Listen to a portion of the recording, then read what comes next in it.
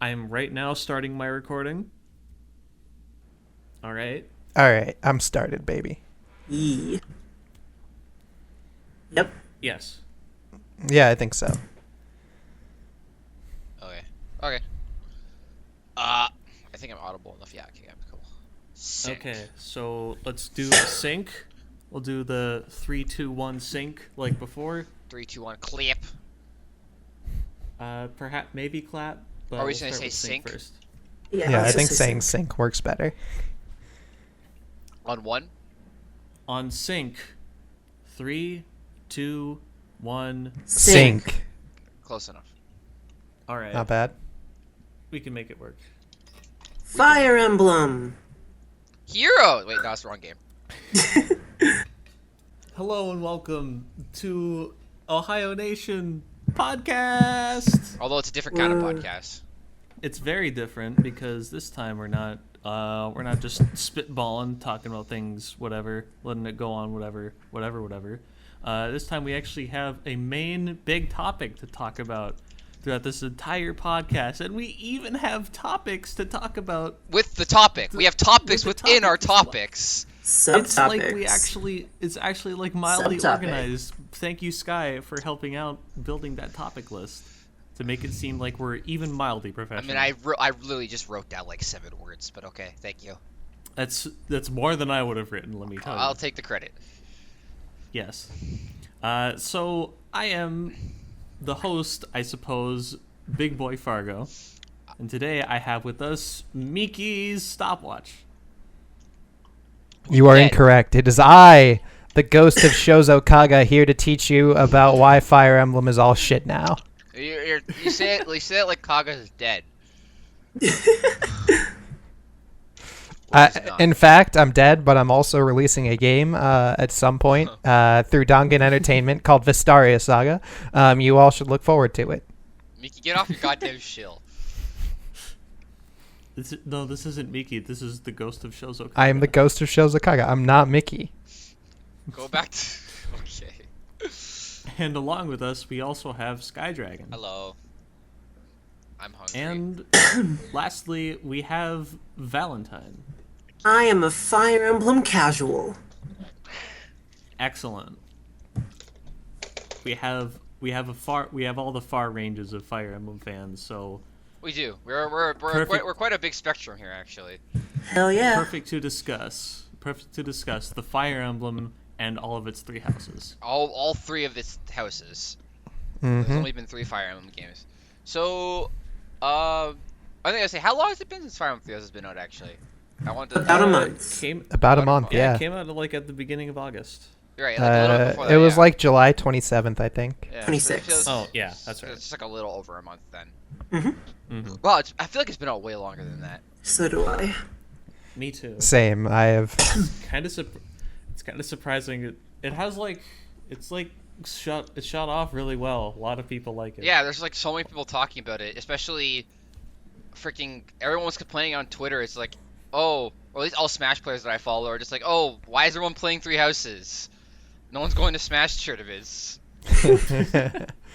Everyone's playing 3 houses all the time. Well, it's- They're going to clubs and playing 3 houses. They're going to Evo and they're playing 3 houses. Sky, it's because it's the new Fire Emblem game. Why would they be playing the old Fire Emblem game at tournaments? You're right. You gotta play the new Fire Emblem game at tournaments. You're right. My Yeah, bad.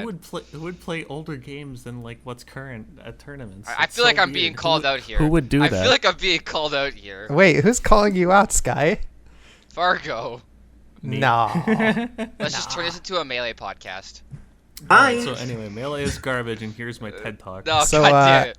Anyways, Bye. Yeah. Korean StarCraft is the highest peak of esports ever imagined by any human being. I'm You pretty should sure all be it's- watching the Africa Star League right now. It's going on. The finals is coming up in a couple of All weeks. It Flash is a tactics versus. game, so I guess it's more relevant than Melee. It's not a tactics game. It's a strategy game. There's a difference, Close Sky. enough. Oh my Close god. enough. Anyways, This is the official StarCraft 3 Houses podcast. yes. Anyway, Yes. so yes, we're gonna be talking about 3 houses. I have a bunch of categories listed down. Do you guys care what order we go in? No. Not really. We saved the best for last, of course, the one we talked about. Oh, right. I didn't know that written down, but I will put that here. Okay. Good idea. I forgot about that. Okay, so I guess we'll just start simple. Well, actually, what house did everyone go with on our first run? Let's actually get that out of the way so people there's some context for that. I started with Blue Lions. What about you, Miki? The Ghost of Shozakaga has played all 3 routes, but he started with Golden Deer. All right, and Val? Black Eagles gang. And both Black Eagles, right? Church and regular? Yep, Church and Edelgard. Yeah, and I've only done Church because I played the game once and then stopped. So how do we want to structure this? Actually, I want to ask now. So we'll go through each category, but like some can be more more talking oriented, of course. But like I feel like for something like story, we should kind of go each of our own experiences because we did our own different routes and we all have different levels of stuff. And then we can kind of discuss back and forth, obviously. But something like when we do like the gameplay stuff, that can be more of an overall discussion. I find. Right. Yeah. So in that case, let's just start with story. So we all started with different things. But you guys have you 3 have played a lot more than I have. So I feel like I'll just get my thoughts out of the way first because I don't have as much context for this stuff.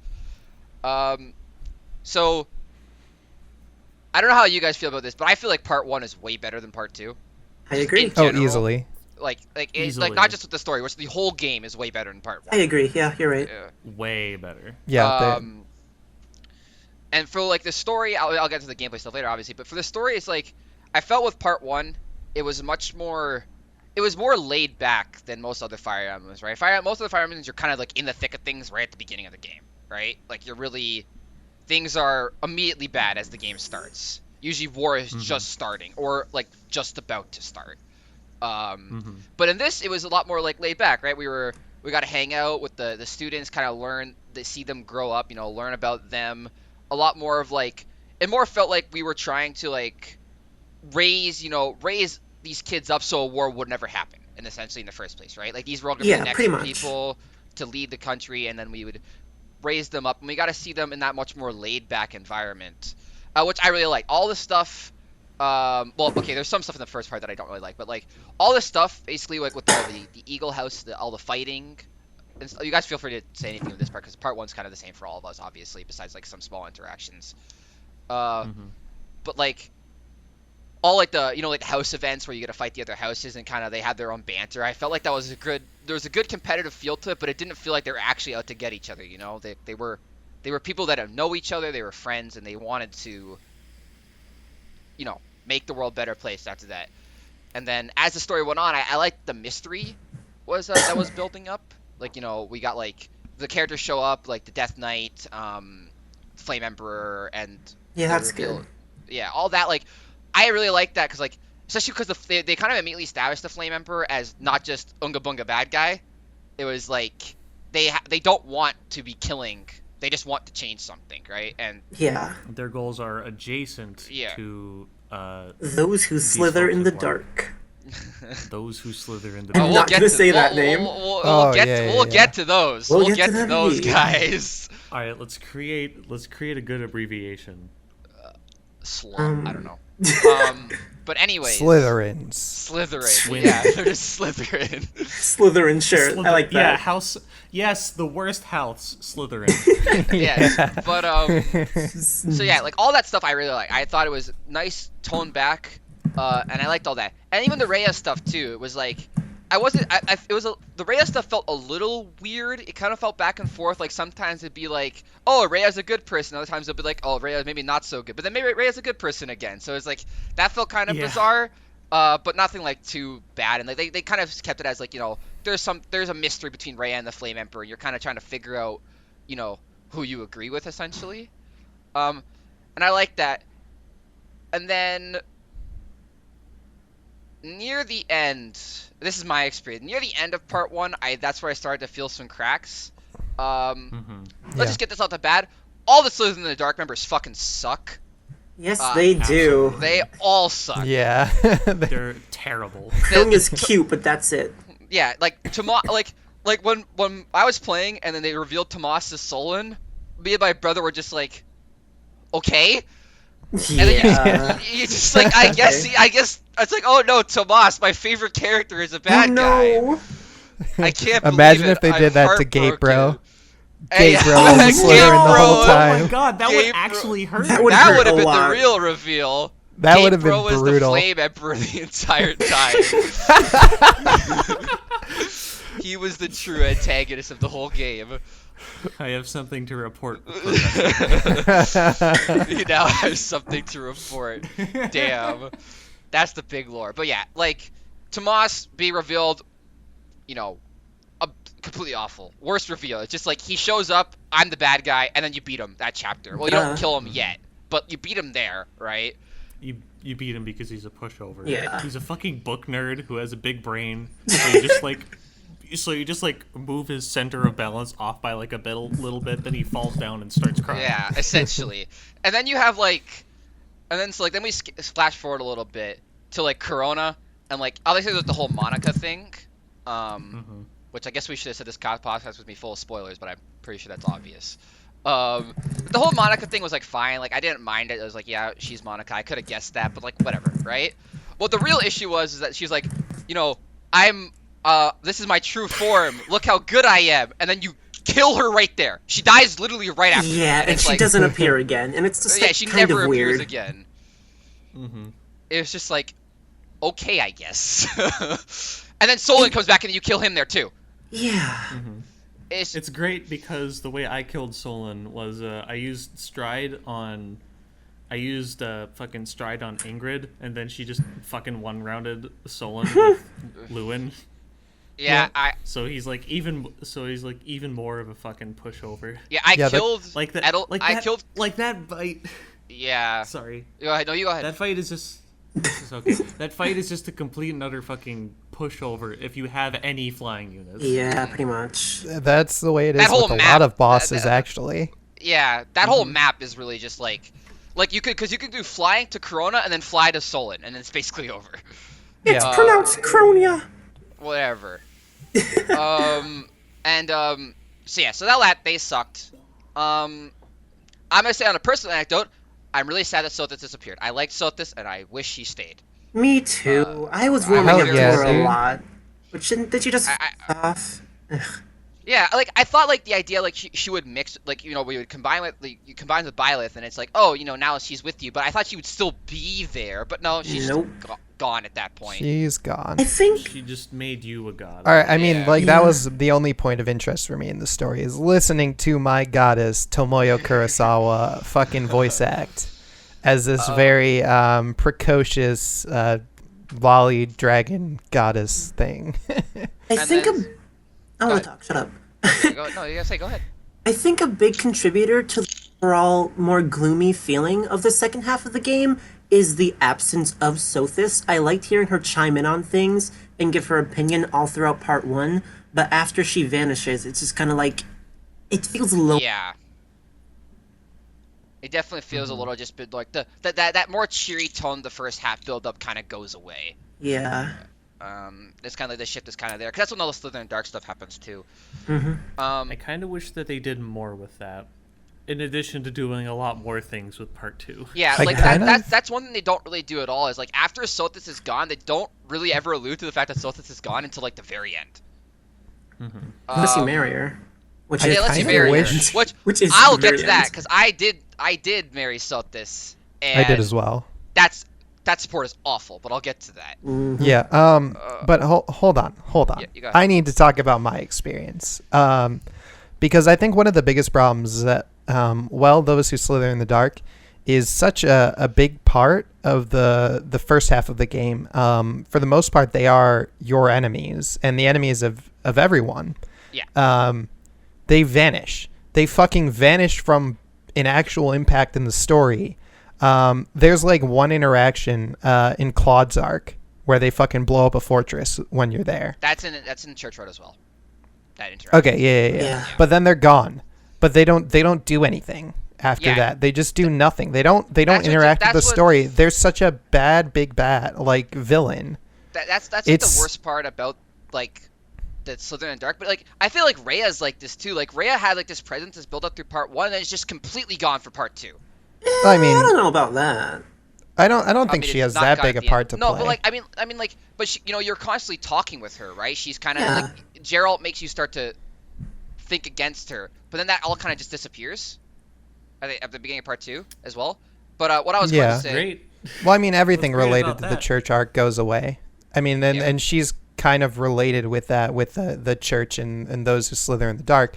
I mean, mostly all that we're left with is this conflict between Edelgard, Dimitri, and Claude, who are, I think to the advantage of the game, one of the best parts of the story. But at the same time, a lot of the conflicts at the core of that aren't really personal, but ideological, which Yeah. which kind of makes these problems feel very, very detached.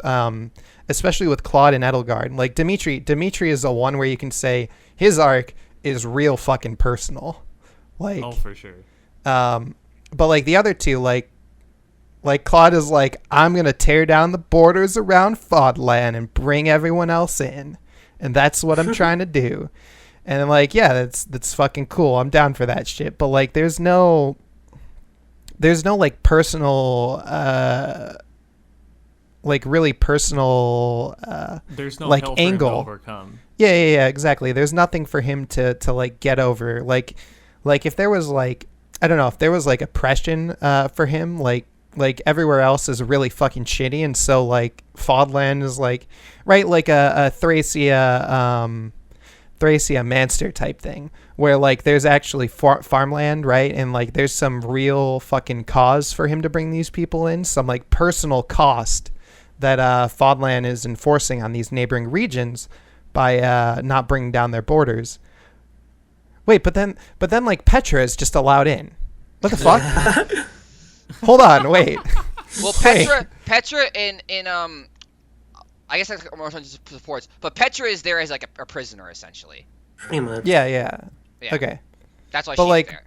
Oh shit. Yeah. I never knew. You didn't that. know Edelgard, that? Yeah, Support spoilers. Edelgard and Petra's support, they talk about how she's essentially there so that her country won't do anything stupid. Yeah. Mhm. Because she's like the princess of Of whatever the Of hell her Bridget. name Yeah, is. Bridget. Yeah, that's it. Bridget, by the way, a reference to Thracia yet again. like I the wanted to kingdom of say- Fergus, my boy. I wanted Yeah. to get on. Oh, you go. You finish first. Well, yeah. I mean, I feel like a lot of what this game is missing, which if you look at the games that it's really trying to draw inspiration from, at least I think it is, which is like Thracia and genealogy. genealogy in terms Yeah, of the that's- story. That's what I feel. as well. The place it falls down is that a lot of those events and those stories had very real personal Attachment like to each conflicts at individual the character. conflicts at the Yeah. heart of it. Like even with Manfroy. Manfroy is evil because he's literally been fucking tortured for being a Lopterian, for being born this way. So like in all of those conflicts, there's these incredibly personal angles at the core of them, but in Three Houses, the only real personal angle we get is between Dimitri and Edelgard. Like, that's the one. And then between Edelgard and the cult. But Edelgard's root doesn't even interact with the cult, which blew my fucking mind. Like, That's insane. like why? Yeah. Why are we only fighting those who slither with the dark, really, in fucking Claude's root? Maybe in Edelgard Church root? Does that also happen there? Wait. You kill. So how it works in Church, and I was gonna get into this. So it has the same bombing of the fortress, right? And then when you kill Edelgard, after you've already killed Hubert, but Hubert gives you there's a letter from Hubert that the guy was ordered to give you if Edelgard fell. This happens in the letter says go end these guys. So you go to the chapter, that fucking chapter, Mr. Dubstep the chapter. Hold on. We'll get to that. You go there, you kill them, and then that's it. They're gone. Oh Yeah, wait, you pretty don't much. even fight what's his face then? What's his face? The Nemesis? old conqueror dude. Nemesis. Do you? No, you don't fight Do you Nemesis. fight? No, you only fight him in You Golden don't Deer. fight Nemesis no, in church? no. Jesus. Okay. I didn't even know What do you you- would fight him. So You there fight him Yeah, in you Golden fight Deer. him in Yeah, I Golden got spoiled Deer. on that. Who's the final boss in church then? Rhea. Yeah. Wait, Ray? Okay, Rhea's the Rhea. final I'll boss? explain. Sure, I'll Rhea explain. is the So final- basically, Rhea is the final boss. What? once you defeat like Slytherin, freaks out and goes all the Immaculate One on you, and then you like beat her up. Then she's like reverts back to her normal form. She's like, "Ooh, whoops, my bad," and then the game ends. I don't know. Yeah, she just like it's like the church war is the worst for this. It's like Yeah. you beat the Oh Slytherin my Dark God. guys. You beat the Slytherin Dark guys. I was like, oh cool, the game's over. We beat Edelgard. We beat Slytherin. Great. Rhea's like, I'm all crazy now. It's like, oh okay, I guess that happened. And then you kill Rhea, and then she's like, I'm sorry, and then dies. Hold on. Not to skip on to like a map section, but can I just talk about how fucking ugly that underground fortress is? It is hideous. Like, I don't mind the music, It's so fucking. but it's like Tron. It's so hard to see things. Yeah, it's like hard a to weird see. like Yeah. mechanical Tron like. This is like Please. another thing of like they're hinting at so many things about the cult. DLC. Like, We'll get to that. We'll get to that. they live That's in the this section. underground area that looks like massive. That looks like Tron. It looks like it's supposed to like that has like similar to like futurish like fictional futurist technology. And they also have fucking access to missiles. It reminds Yeah, me. it's It reminds stupid. me a There lot are of so like. many things that they hint about them in this game, but they don't like expand upon them about at all. Like we don't even fucking know anything about like Slytherin at all. Well, we kinda do, but We kind of do. We know why But- they exist, but that's basically yeah. it. Yeah. Like, they're from, what's it called, Agartha, and Agartha was taken over or some shit? Was it destroyed? Okay. Yeah, whatever. Yeah, and they're like out for vengeance essentially, but Yeah. like that's basically it. But yeah, that's just like that's all church is like church is essentially you get Sedith, they just say Edelgard's the bad guy, and then Edelgard's the bad guy. Edelgard basically Yeah. gets no development at all on the church route. No. She just becomes like your standard Unga Bunga bad guy emperor, except somehow even worse, character development wise at least. And then you beat her, you beat Slither, and then you beat Rhea, and then that's it. Oh, They're I all just think- kind of a domino of villains essentially. Although Rhea Yeah. is a villain, but I think it's like in the church route, the one development Edelgard gets is when you kill her, which is a cutscene that I hate because I love Edelgard, where she's like, oh, "I'm not gonna stop, so kill me," and Bella, yeah. "Okay, I'll kill you." And her last words are, "I wanted to walk with you." So even if you only played church route, you know that Edelgard is big into Byleth, which you would get way more if you had played Edelgard's route. But Byleth just looks so angry and pissed off in that cutscene. My heart a lot. Because, like, buddy, she's your student. Man, whatever. There's just such inconsistency. Like the first part is like supposed to like indicate to you that perhaps you really shouldn't trust Rhea, and then like right after you read like your father's book, you see that like the reason for Geralt leaving is completely different than the one that she gives. So that makes me think there's something wrong here personally. But you don't really get the choice to make the personal decision of how Byleth feels about the situation. Byleth Just that feels. Yeah, That's a whole nother Byleth does problem. feel. Yeah, I know, they feel. They just don't emote like everyone else. Yeah, like the issue with that is like I, as the player, feel like I should not trust Rhea. However, this doesn't really get touched upon in Blue Lions. Like it's not like much of an issue, but in Golden Deer, and I'm assuming in Church too, Byleth seems to like care a lot about Rhea. Yeah, in church it's like Rhea Yeah. becomes like this big saving like thing you have to save. Yeah, because she gets I kidnapped. need to save Rhea. Yeah. Please. I don't care about anything else. Let me just save Rhea. I sure hope she's okay. And, Well, like, I don't fucking care. It's about more that. so Sedith pushing you to she do that. probably killed my mom. It's more so Sedith pushing you to do that because In at church, yeah. battle, it's like Rhea gets captured by the Adrestrian Empire and is being, spoiler alert, Sethalin, right? What's it called? Cethline. Yeah, sure, that. He, of course, cares a lot about Rhea. So he's like, "Hey, you, Professor, we need to go to save her. She's been gone 5 years. She's not dead. Let's go." Like, that's understandable. Yeah. But when it seems like in like Golden Deer Route, a lot of like Violet's like dialogue options are like really care about Rhea being gone or mildly care about Rhea being gone. Yeah. Really care, Yeah. mildly care. It really sucks. The thing is, Which kind of just shits on the idea of like should you or should you not trust her? Oh, that actually reminds me of something else I want to touch on with the story. Okay. So one thing I actually really like that this game does, is have each of the characters. Can you guys still hear me? Yeah. Yes, I can hear you. I was making sure because everything got really quiet for a second.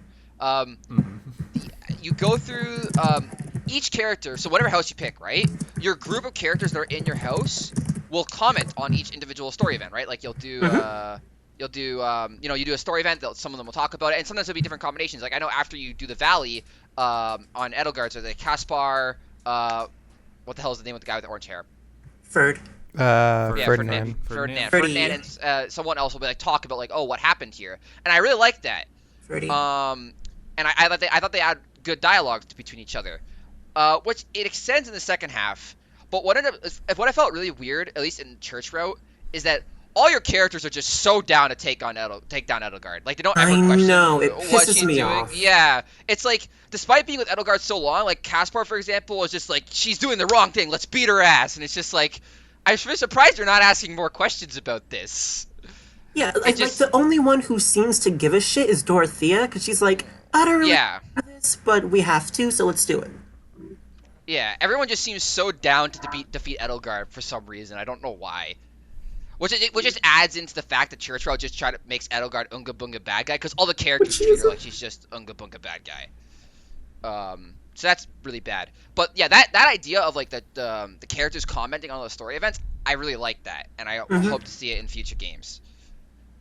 It's in like genealogy as well, kind of. Genealogy has a bit different way, but the idea is the same. Yeah, I mean, I feel like that's kind of the story of this game. A lot of great ideas, really poor execution. Yeah. So I really want to see that come back. And I don't mind like the way they do it too, like because you can't do it with all characters, right? Like because the idea is like in a lot of other Fire Emblem games, you have so many characters you can't really add them all to the story, right? Like the only other game that has as much as this is like the Radiance games both have you have like Mist, Soren, Titania, and Elincia who all join Ike in like as characters that are constantly throughout the story, right? Yeah. Oh, and actually, Well, I mean, you kind of have Grail this in mercenaries. Thracia as well with I mean, because Soren and Titania are just meant to replicate the dynamic between Dorias and August in Thracia. And in genealogy, you have it as well. Like characters will constantly be talking about each event you do, right? Like Quan and Ethlyn when you do all that stuff. Obviously, Ced talks to a bunch of people. Not Ced. Lewin talks to a bunch of people on Chapter 4. Like they'll comment as you take castles and stuff, right? So they are commenting on the events of the story. All the characters do, which is really good. And Three Houses does as well.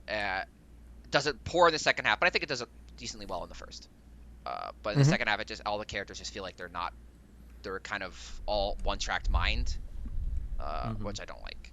But yeah, so that's one thing I do really like. I hope they bring that back and make it better. So does anyone else have anything else to say on the story?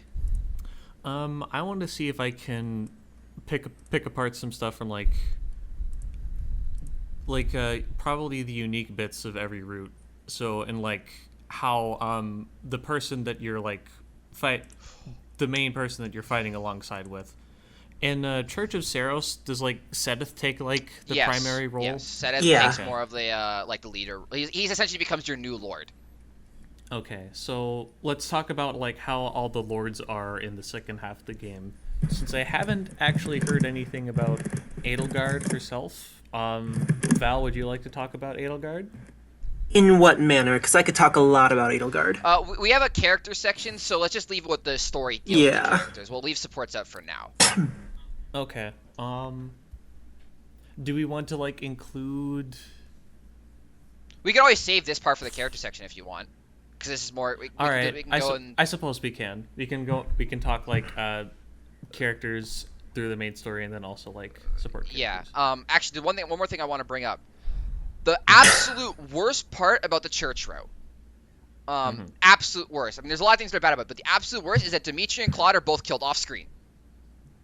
Oh, Even Claude is Jesus. killed off. Wow. Yeah. He's not Okay. he's not killed. He's missing in action. Like, so what happens is a big battle happens that really injures Edelgard, and she has to retreat. Dimitri is said to be dead, and Claude is missing. But Dimitri's like a ghost or whatever. Yeah, Dimitri's like a ghost that comes to talk to you once, He's like, woo. and then he disappears and you never see him again, and then Claude is just never mentioned ever again. Yeah, Claude just He fucks off. disappears and he's gone. Wow. That was like the worst thing. It was like, these are the other two main characters, and they're just gone. It was utter garbage. Yeah, I didn't like that I'm at all. so surprised that they did that. That feels like a very amateur mistake, but whatever. Yeah, it seems like they were like an afterthought in the church route. Like, this is Yeah. and Edelgard, so those other two don't matter. Which was like, yes, they do. They're your two other guys. They matter. Yeah. Like, you do talk to Claude a little bit in church. He does help you with like one thing, but then he disappears. And then Dimitri just doesn't do anything. He's just dead.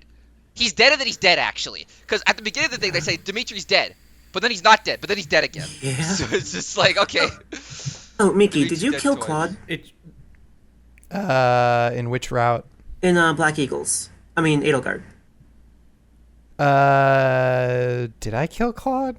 Please I think tell me I you killed didn't. Claude. You would you- Was that a choice I had? motherfucker.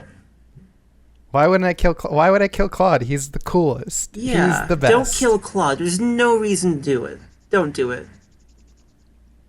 Oh wait, in that map. Wait, can I No. avoid killing him? No, like, once you beat him, he's like, you guys should let me go, because I'm cool. And you get the option to kill him or don't kill him. I didn't kill him because Okay, to do it. yeah, I totally let him go. He goes back to like Almira or whatever after Yeah. that, right? I think Yeah. so. Lit. Okay, yeah, I did let him go. Claude lives forever. Oh, you remind me of one more thing I want to bring up on this story. I have this problem with Fates as well. Fates is this problem hugely, and I think Val, you've talked about this too. But so in church, what's ends up really weird that ends up happening is you go from, so you do like a bunch of stuff to eventually take the bridge, right? That leads into the Egyptian Empire's territory. And they make it seem like we're gonna slowly make our way to the castle, but then in like one cutscene, you just get all the way to the castle. Like, Yeah. just through the whole country, you just get to the castle. And I was like, and then like, okay, Val, you have to, I don't know if I like misheard this.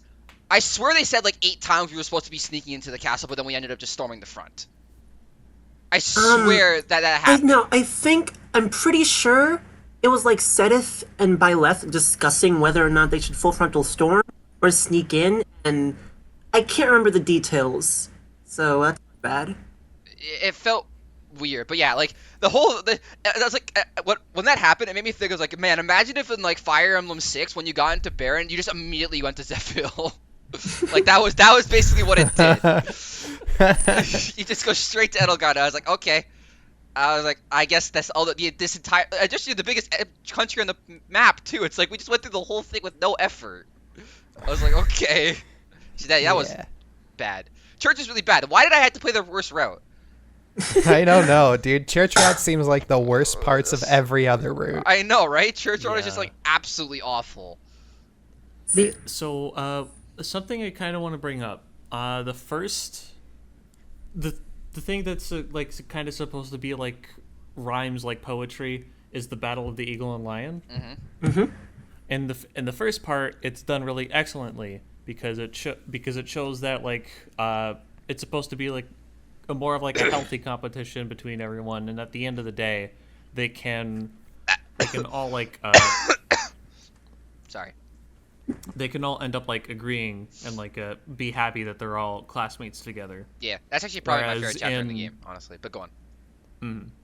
But I'm assuming not the church route, but in every other route aside from church, you have the Battle of Eagle and Lion again. Yeah. And this is what I think would be a really cool point to like more. It does like a little bit. It hammers in like oh, This is Jesus. war? It that like we're now all on opposing sides.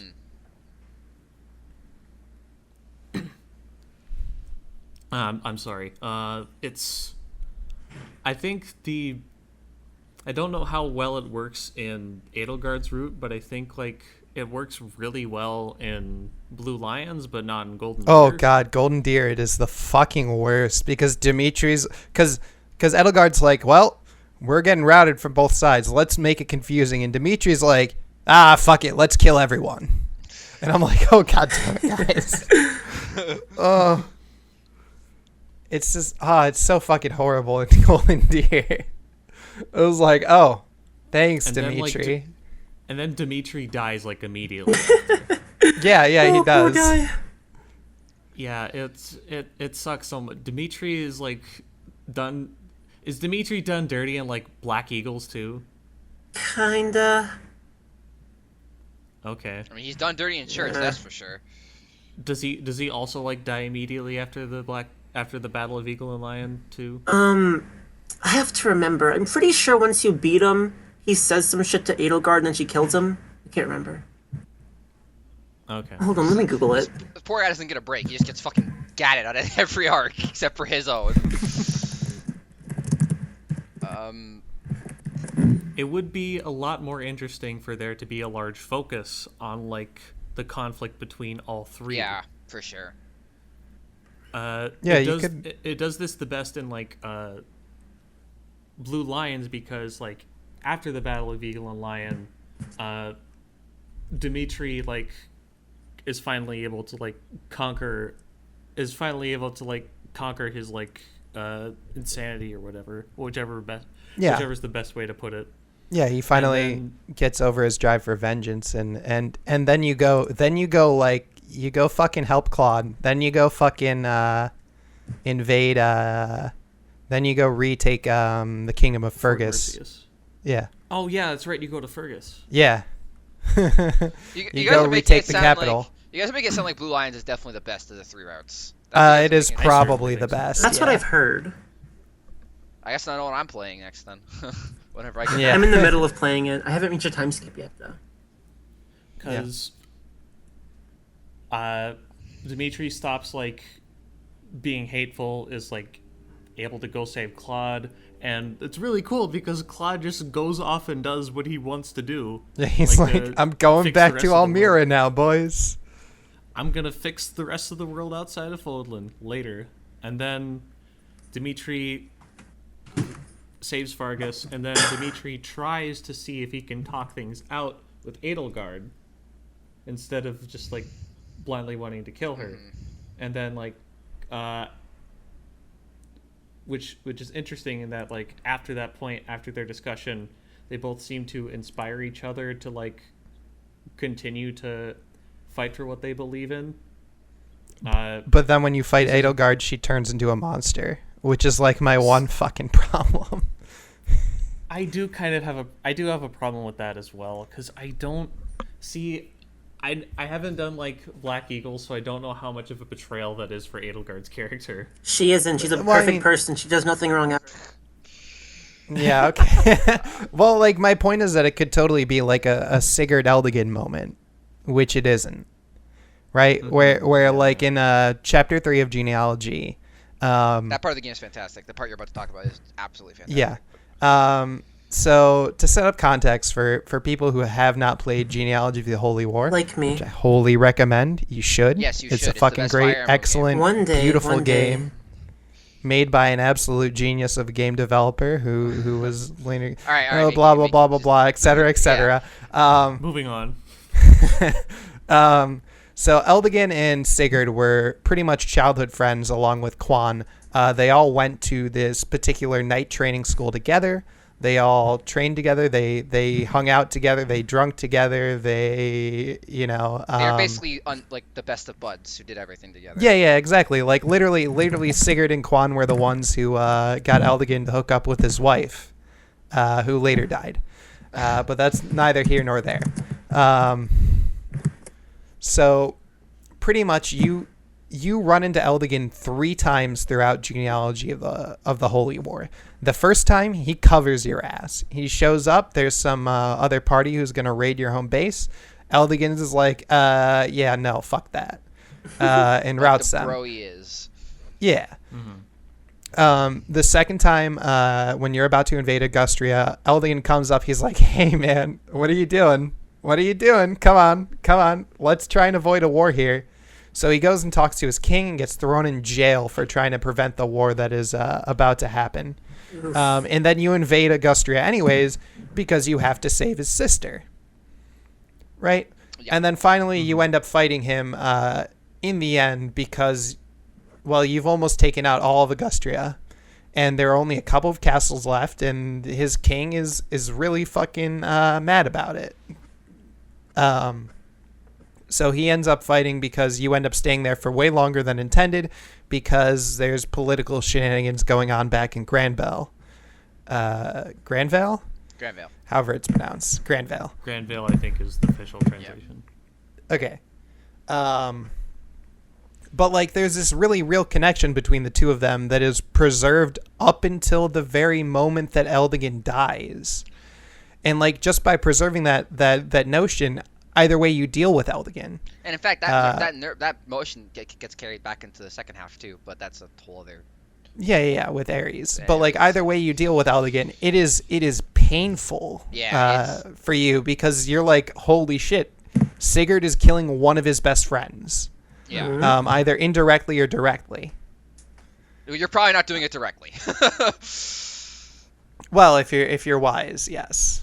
But hey, if you have an underleveled Lachesis, it may not be doable. You need to be very much prepared to kill Eldigan head on in that map.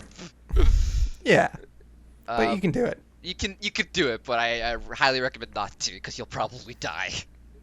Yeah, but it's the same thing with Dimitri and Edelgard. There's this very personal connection that's going on between their past, and like just by having Dimitri stay crazy until he dies, as in the Black Eagles route, or having Edelgard actually turn into a monster in the end of the Blue Lions route, I feel like really cheapens the emotional impact you could really derive from that moment. I see what you mean, because like it makes it so like it essentially becomes like, oh, you know, they're not a monster, right? So it's like just beat them now because you don't have a choice, right? It's not like in Sigurd and Eldigan where they're like very much still of perfect mind, right? They're just doing what they have to despite not wanting to. Yeah. It makes it just feel like it makes you hesitate, you know? It makes you not want to do it. Well, I mean, and then when it happens, it's especially tragic because the situation couldn't have been avoided. Mm-hmm. It was basically it was checkmate. Yeah. In 4, like everything is like being manipulated in order to like everything is like a set. Everything is being manipulated by like the cult that's like in pretty much control of everything. So like they're forcing Sigurd to back Augustria into a corner, and well, they're forcing Arvis to manipulate everyone to generate these circumstances. Yeah. Like it goes even deeper with that, because like that's right, yeah. Because like then you get that moment in the second half where you're like, oh shit, wait, Arvis actually isn't an asshole. Yeah, the game really makes you jump back and forth on Arvis. Wait, this is not a genealogy stream though. I was about to say that. I have no idea what the fuck you guys are talking about. One thing on the topic before we leave the genealogy, I will say that like genealogy part 2 is just what the part 2 of this game should have been.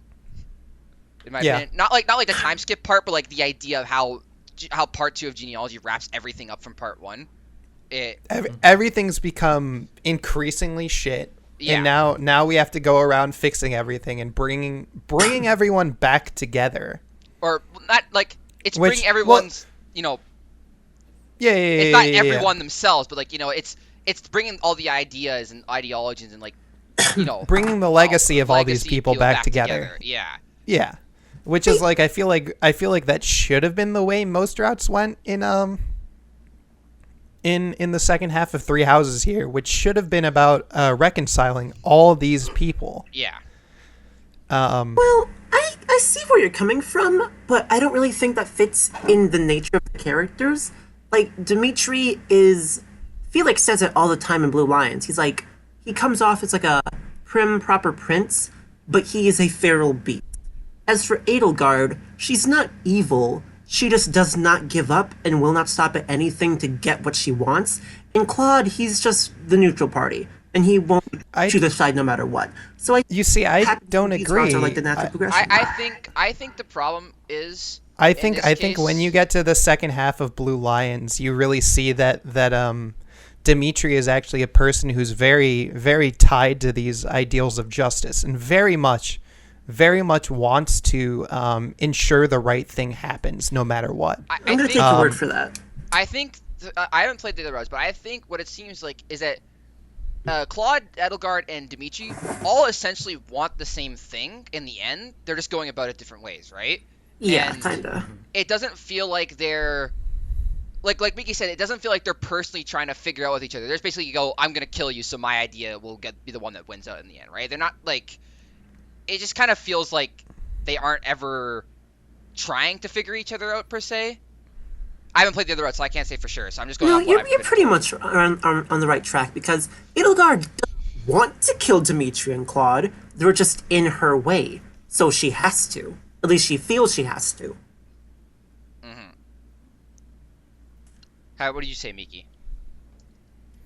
I mean, yeah, but like again, I feel like you either have to make the conflicts between these individuals as tragic as possible, as opposed to be like, well, we didn't even try to understand each other, as happens in the story. Mm-hmm. Which is what I really feel the problem is. You either have to make them as tragic as possible, or you have to have them reconcile their differences, and they kind of did neither. They kind of went halfway. They was kind of like, eh. That kind of feels like part 2 in general, but you know. Yeah, because like in any given character's individual route, you don't really get to like know the ideology of, say, like Dimitri and Edelgard's route. In Claude's route, you don't know what's going on with Dimitri or Edelgard.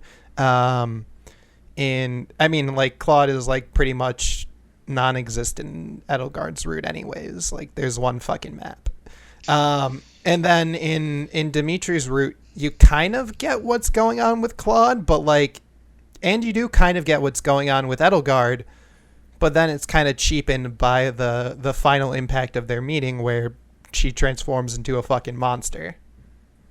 Yeah. So. Sky, I don't know. Go play Genealogy. Yeah. What's up? You might not know this, but I feel like I should give context. Edelgard and Dimitri are brother and sister, just in case you didn't know. Oh well, I did not know that. Yeah, they're stepbrother and stepsister. Yeah. Oh, okay. So they like grew up together for a little bit. Oh, okay. So they have even more of a connection. So I can see how you feel even more than Miki. Yeah. But okay. So I hate to cut us off, but we talked a lot about the story. Yeah. We're like 48 minutes in. I'm fine with moving on to characters next. Do you want to do characters next, or you want to go into gameplay next? If we go into gameplay, I will be dead silent. Well, I mean, for characters, the only things I really want to talk about are the main lords, because they're the only characters whose impact is really felt in the story.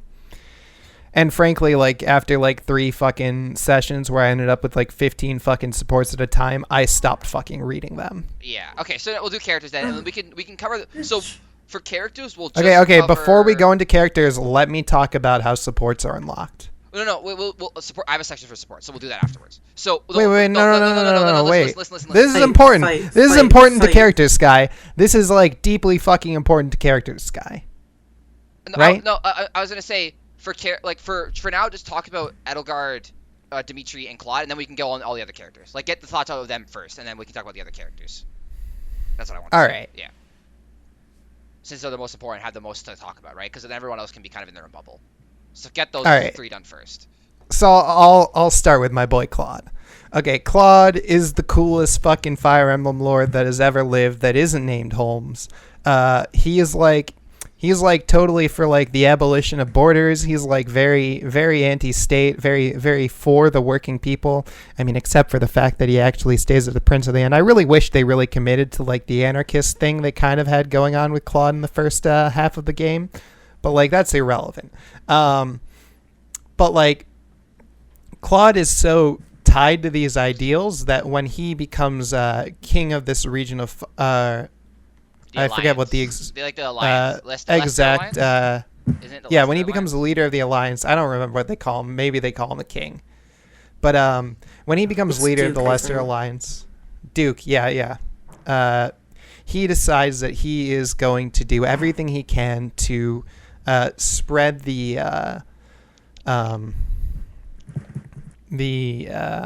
what's the word? The incredible prosperity of Fodlan out to the regions around them by allowing people to come and go as they please. So he is very much committed to this. He's very much committed to overturning the old order and creating a new one that is more beneficial to everyone because he was not born as a citizen of Fodlan. He was born as a citizen of Almira.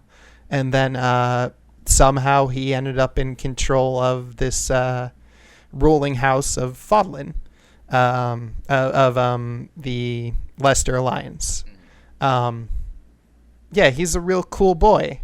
He's really and also it's just like one of my fucking favorite character archetypes of all times, which is a trickster type character. This sort of incredibly intelligent schemer who sort of has this offbeat moral compass, who believes things that are a little outside of the social norms, but essentially want well for as many people as they can create wellness for. And so they use their wisdom and their maneuvering and their ability as a trickster to create these sorts of situations. Mm-hmm. All right. So in that case, do you have anything you want to say about Claude? That's about everything I could think of off the top about Claude. All right. So then we'll move on to Fargo, who can talk about Dimitri, and then Val can talk about Edelgard. Oh, yes, I can. You guys played all those routes, so that works well. And I'll just sit here and not talk about anything.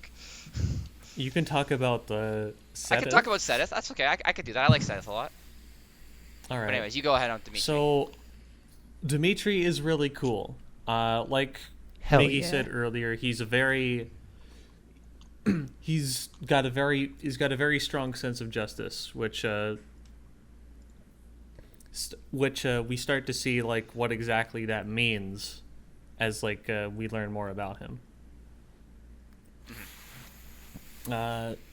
Shit, stumbling over myself. What the fuck do I talk about? Dimitri being a cool boy. Okay, all things about Dimitri being a cool boy. Dimitri is a cool boy. Dimitri is a cool boy because he's genuinely very kind. He's very thoughtful of other people. One big thing is he made a promise to his right hand man Dedu that once he gets into power, he'd try to iron things out with the people of Dusker who were wronged. Mm-hmm. How were they wronged, Fargo? They were Let's get the backstory on yeah, this. you explain it. They were wronged because in the story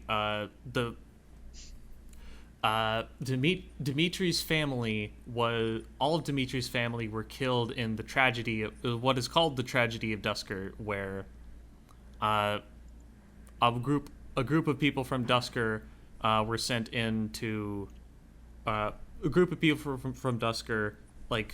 For a while, the Kingdom of Fargus and the people of Dusker have had very rough relations, and supposedly it came to a point where people of Dusker went in and killed all of the royal family of Fargus.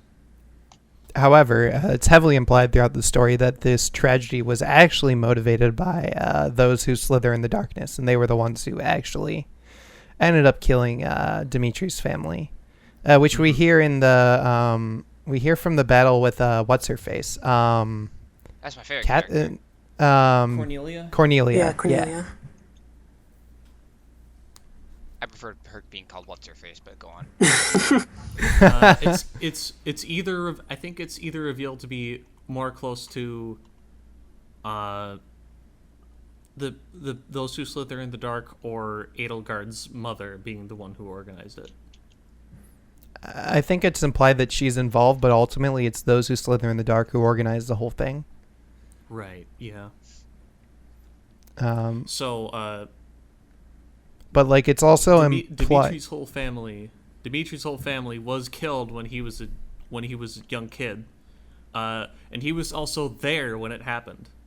So all the people in his family that he loved, his mother, supposedly his mother, his father, and a bunch of people who were trying to protect him. One of them being a well-known knight and a friend of his, Glenn, who's also important to many other characters.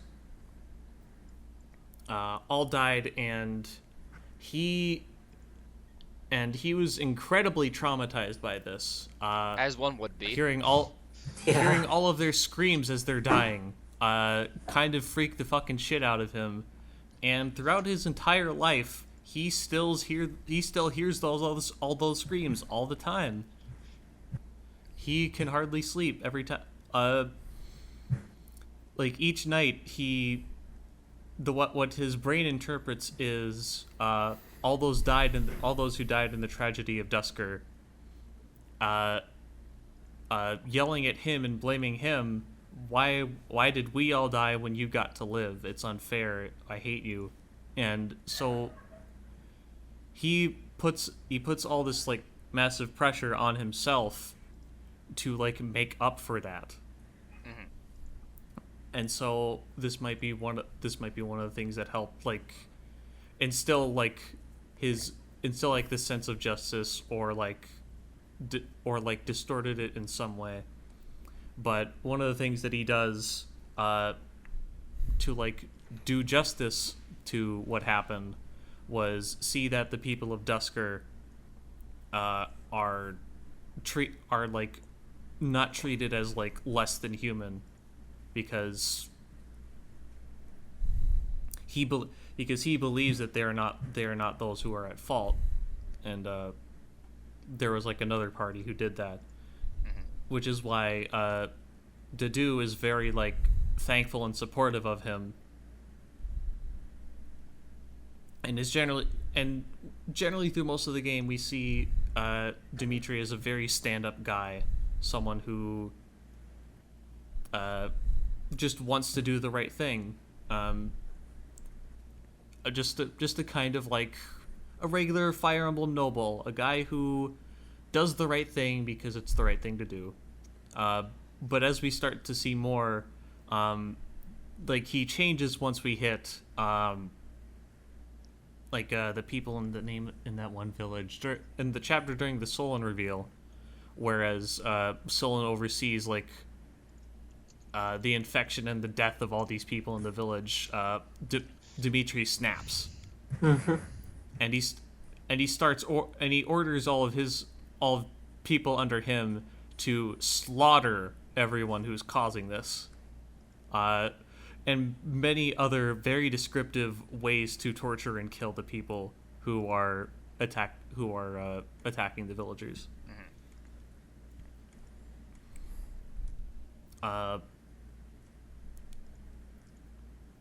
Yeah. So this like continues on, and then we see then we finally get to the reveal of the Flame Emperor.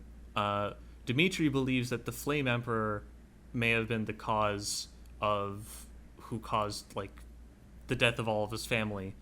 I want to assume that's because like Flame Emperor, all of his family died in flames. To be honest, this is never really explained.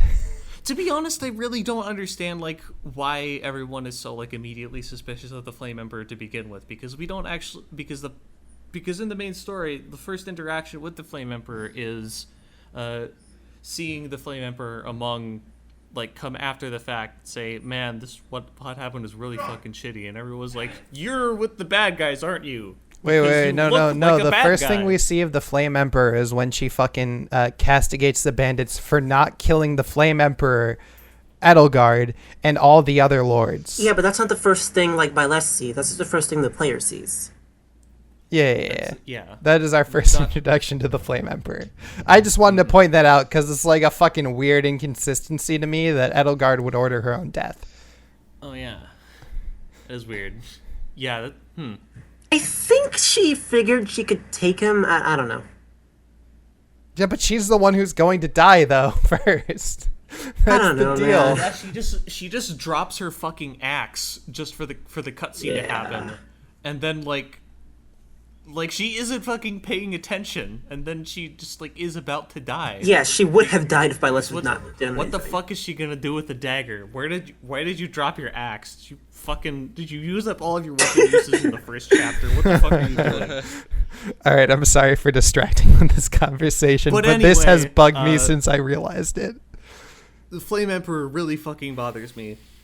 But anyway, Dimitri, because he's fucking insane, blames the Flame Emperor without any real proof. And then once he sees that Edelgard is the person, he finally just, like, was like, snaps. aha, I've found someone that I can put the blame on all of my problems for, and now I'm going to go out and do everything I can to kill her.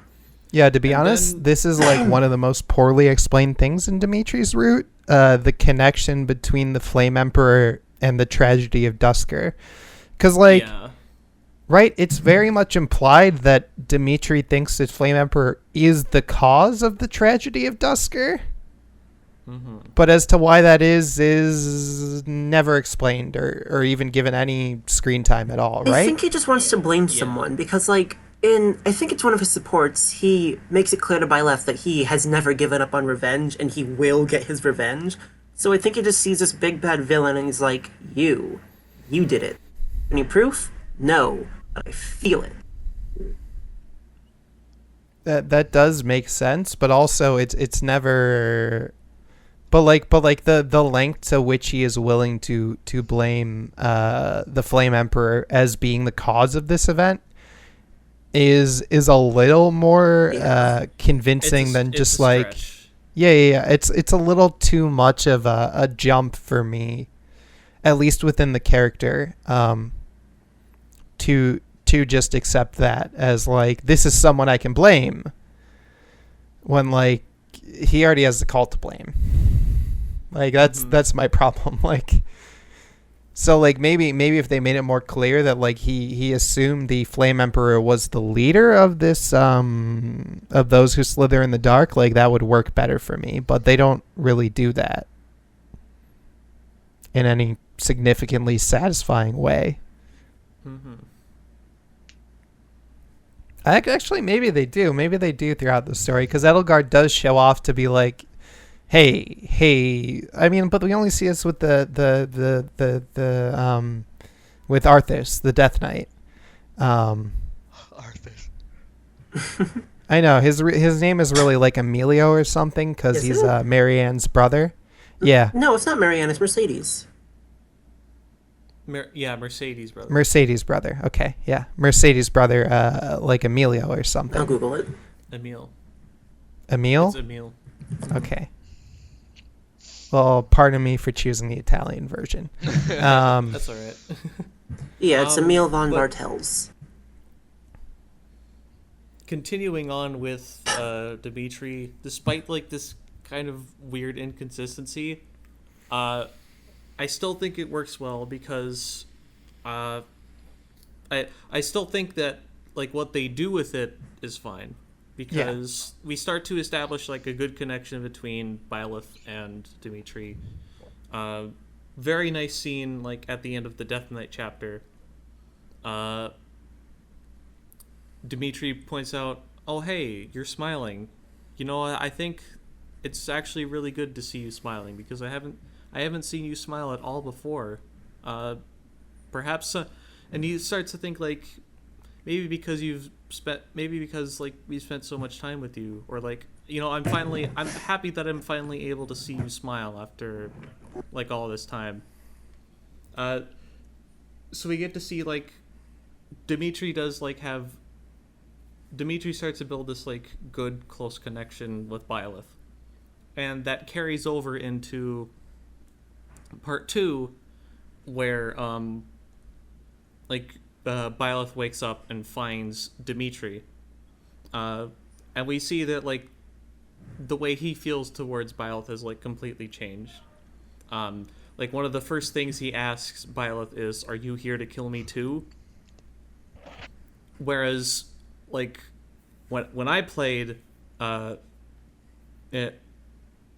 what I feel like Byleth is supposed to feel and how I felt. Like, no, I'm just happy that I got to see you again, but also just like deeply fucking saddened that like Dimitri has turned into something like this. So I'm like sitting there pressing A, fucking choking up on the verge of tears, like, Dimitri, Aww. dude, what happened to you, dude? So Byleth is like trying to show care and compassion to Dimitri, but it's just like going straight way past like Dimitri's head. He's like too focused on, like, he's too far into himself to like actually like pay attention to that. And then once he like hits another new low, is when he's finally able to like hear Byleth's comforting. And it's honestly a really touching point where after like just being alone for so long, just like, and even when everyone else is back, forcing himself away from everyone, Byleth being the one to hold out a hand when he can't fucking do it anymore. Dimitri realizing everything that's wrong with him is a really great moment. I need to finish this route. Yeah, Dimitri's a fucking amazing character. It's really good. Mm-hmm. It's like the best personal development of the three lords. Yeah, and then we get to see like how this is not something that is immediately fixed. Dimitri understands what he was doing wrong all this time, but now he's also like, I can't just pretend that this is all over now. I did a lot of really fucked up shit. And so he starts to wonder, do I even like deserve to be king now? Am I really just good now? Am I fine? And so when we like go back to Fargus and then like take it back from Cornelia, he's like, God, I can't fucking be king after all that I've fucking done. They're all gonna hate me, but they're all just happy that they're happy that like the crown prince is back, and that they have like something to look up to. And so that's really good for Dimitri. Like he finally realizes that like it's not just like Byleth that cares about him or his classmates that care about him, but he has a whole fucking country that cares about him. Yeah. And just having those people there for him is enough to like motivate him to continue. What a guy. And then like that leads into like his like confrontation with Edelgard. He understands that like while Edelgard is like this big menace, she's also a person too, and is also someone that he has a really strong connection to, and so he should try to reach out to her and see if there's a way that he can handle this without violence. But what he actually ends up doing is like pushing Edelgard over the edge to motivate her to continually motivate that part of her that does not give up. Like it renews her. I don't know, renews her determination, I think is what I'm trying to say. And ends up like turning out really poorly for her, on debatably whether or not that like is true to her character. I'm not sure about that. I'll have to play the route myself. Okay. Dimitri is really cool. He's in terms of like growing story, I think he's a lot stronger than Claude as in terms of character growth. I don't want to like shit on Claude at all for like Claude. not for like Claude is not a bad character for not having like the amount of growth that he has. Claude is also really cool because we get to see like how his determination has changed over time and how like his vision has changed due to his relationship with Byleth. Nice. Okay. Miki's using the bathroom right now, but I have a question for him when he comes back. To my my little skill on Edelgard. I also watched the S support for Byleth and Dimitri, and it was really sweet, and it made me happy. So I guess while in the case that Miki is gone, I will quickly go into Seth because I don't really have too much to say. Oh, he's back, but I'm gonna do it anyways. So Sedith, I actually probably my favorite character in the game. Really? Yeah, I mean, I Whoa. only played one route, obviously, so I got way more characters to see in the end and long term. But one thing I really appreciate about Sedith is that like at the beginning, you know, he's very what's the word I want to look for? I know what word I want, but I can't think of it. Suspicious, that's the word. Yes, he's very suspicious of you, right? And like when they started talking about suspicions, I was like, yeah, I get it, right? I get why you'd be suspicious. Seems kind of weird that some random dude would just become a teacher at your school. And like as the time goes on, you know, as the first part goes on, he starts to realize it, and then when you say Flame, he's like, damn, you know, I was wrong about you, right? You're pretty cool, and just so like I already like that. I like he got suspicious, but he got over it, and then like I think more so than his story stuff, because in the part 2, he's kind of just like dead set that Edelgard's the bad guy and they need to save Rhea, and that's kind of it. Where I thought Sedith really came into his own is what all of his interactions with Flame. That's where I really enjoyed him, where he was just like being well, initially a brother, but then you learn obviously that Sedith is Flame's father, and just how he, it's just like I feel like it's very rare actually in Fire Emblem to see it's very rare in Fire Emblem to see relationships, parents kid relationships That they don't die in. That they don't die in, yeah. Yeah, or either one, either kid or the dad dies. Rest in peace, Gerald, by the way. Yeah, and so just to see his interaction with the Flames, I really enjoyed. It felt very wholesome and fun to just, like in his support, or instead of being like an overprotective father, like that's adorable. Or like Flames like constantly like, oh, stop not spying, but like Sedith is like looking into things that Flame wants to do, and like asking her friends what they think of her, and like he's like he doesn't really understand what he's doing wrong because he thinks he's just being a good a father, and then he kind of fucks up in a ball, and then he like realizes that he was kind of being too much. Sorry. And then he talks to Flame, reconciles it. So yeah, I like Sedith a lot. He doesn't. I'm sorry. Okay, you paused it. Yeah. Oh boy. Yeah. All right. You could just mute your mic. I'll cut it out later. Sync. Awesome. It's Okay. Should we All right. We'll sync again. Okay. Yeah, we'll resync. He is cool. 3. Are right. we ready? Yeah. To sync? Yeah. Okay, let's just do it now. 3, 2. His daughter. Sync. Sync. Good. So yeah, I was basically done with what I wanted to say about Oh, Sedith. God. He's cool. I like him. That's basically all I gotta say. Oh, This has no. nothing to do with you Oh, wanting to no. fuck his little sister. I don't want to. Or his daughter. Awesome. She's Good. cute.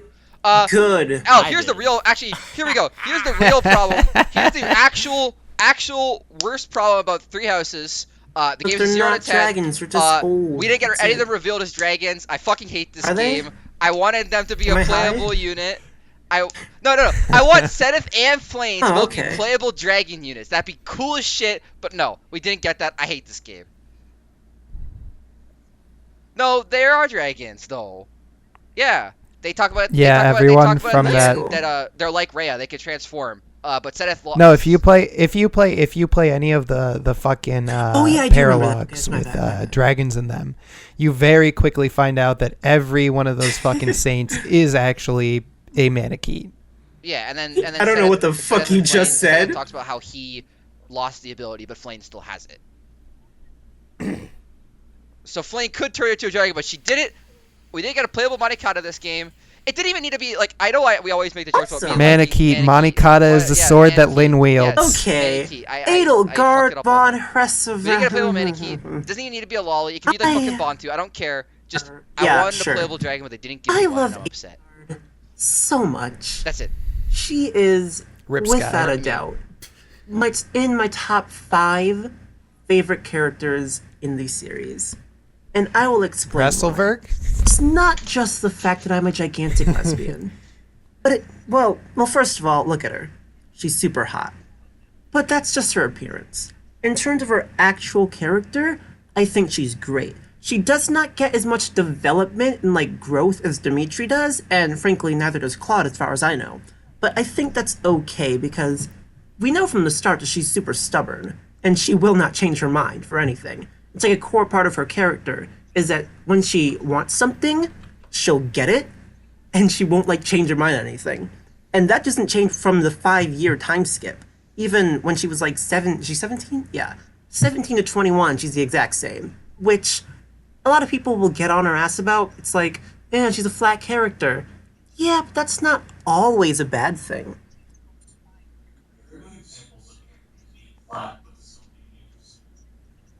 Yeah.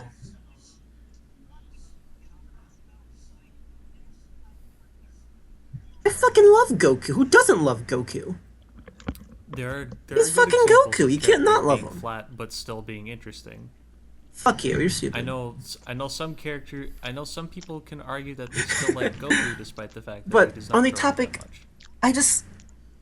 Oh god, words. Yeah. Because Goku is Fire Emblem. Easy. Yeah. There we have it. Good.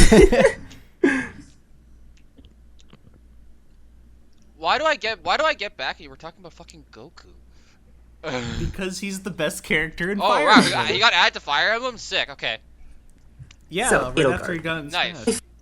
Consistently Wait, across Smash is all just a 4 Fire Emblem routes, game, right?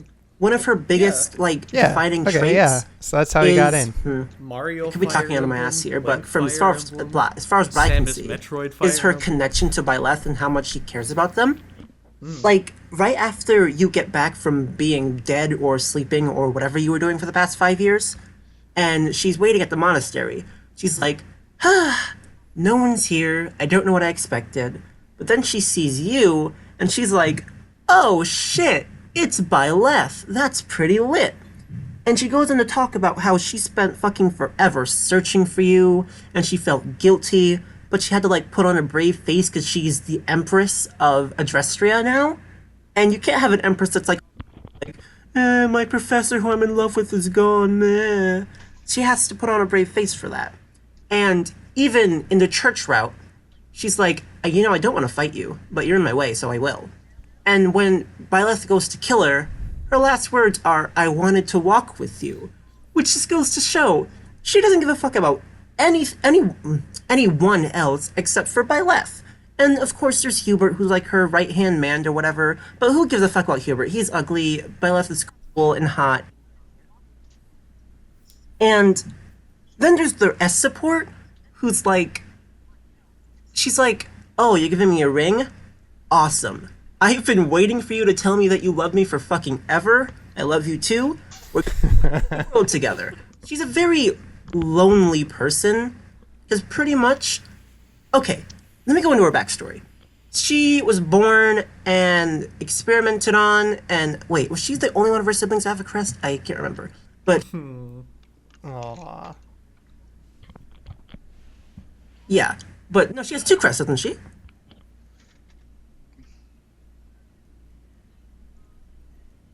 Yeah, the crest of flames.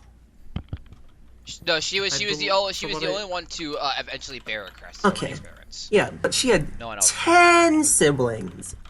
Well, yeah, the siblings, experiments were to and they all the experiments were to get her the crazy flame crest. or died because of and the Slytherin's experiments were dumb done on her entire experiments, family, but she was which the only one I who got the believe crest. are the That's same why ones that were everyone's done like, to she's not. Lizithea, and that's why they have white hair, because you fucked them up or whatever. But because of that, her body is covered, well, this is honestly going into headcanon territory, but I think it's like pretty harshly implied. So if you look at her outfit, she doesn't show like any skin. Yes. Fire Emblem game. If there's a female lord in a modern Fire Emblem game, she's gonna show some skin. But Edelgard covers up her entire body. Why? Probably because it's covered in scars. But she confides with Byleth in their supports, like, yeah, this happened to me. I'm telling you this because I care about you, and we're like pretty close. Don't tell anyone. We're cool. They're just like, I feel like I'm just gonna talk about the connection between her and Byleth, honestly. But like, they both bear the crest of flames, which means obviously they're soulmates. So you know.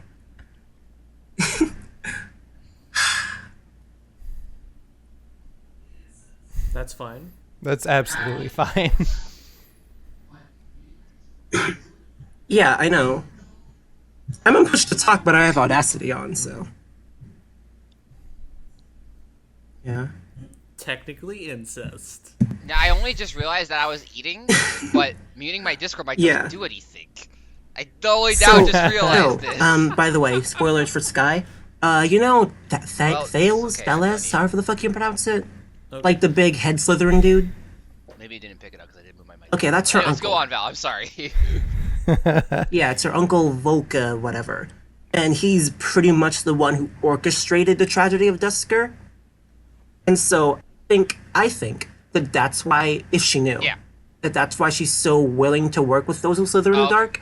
Because she's like, I know you, I don't like you, but they have like, some sort of personal connection, so she's willing to work with them. And Okay. at the end of her route, she's like, okay, we got what I wanted. Ray is dead, the church is fucked, it's all I wanted. Okay, now let's go kill Slytherin. Although you don't do that in the game because, I don't know, 18 chapters, whatever, you had room for that. That's a side note, though. Yeah. It's super short. But yeah, I was also very confused. I expected Church Route to only be 18 chapters too, but it was longer, and I was like, okay. Wait, Edelgard's thing is only 18 chapters? Yeah, I feel robbed. Wow, that's really short. Yeah, it's really Wow. short. That's Yeah. bullshit. Fuck you. It's the shortest Stones. route. I was very confused when I got to the end. Yeah, Church Road's 22, I think. Yeah, most of the routes are Uh. 22 except for Edelgard's. That's weird. I think Dimitri's is only 21, but Claude's is also 22. Dimitri But this- has like. So, Dimitri one has, thing like, a about different- Edelgard is Oh, that yeah. she longs for someone still to think like. Claude has She needs a more, partner. like, She that. cannot do things alone, or else she'll just Claude fucking also- be Claude crazy. also has She that says to Byleth in the game that she fears she would become anyway, go on. a harsh ruler with a heart of ice if she had walked her path alone, which is like because Byleth is there, she can function without being Dimitri and just killing everyone in her path. Because she's willing to do that, but she doesn't want to do it. She just will. And I wish I had played the Blue Lions route because I could talk about her literally like becoming a monster, but I can't, so that's unfortunate.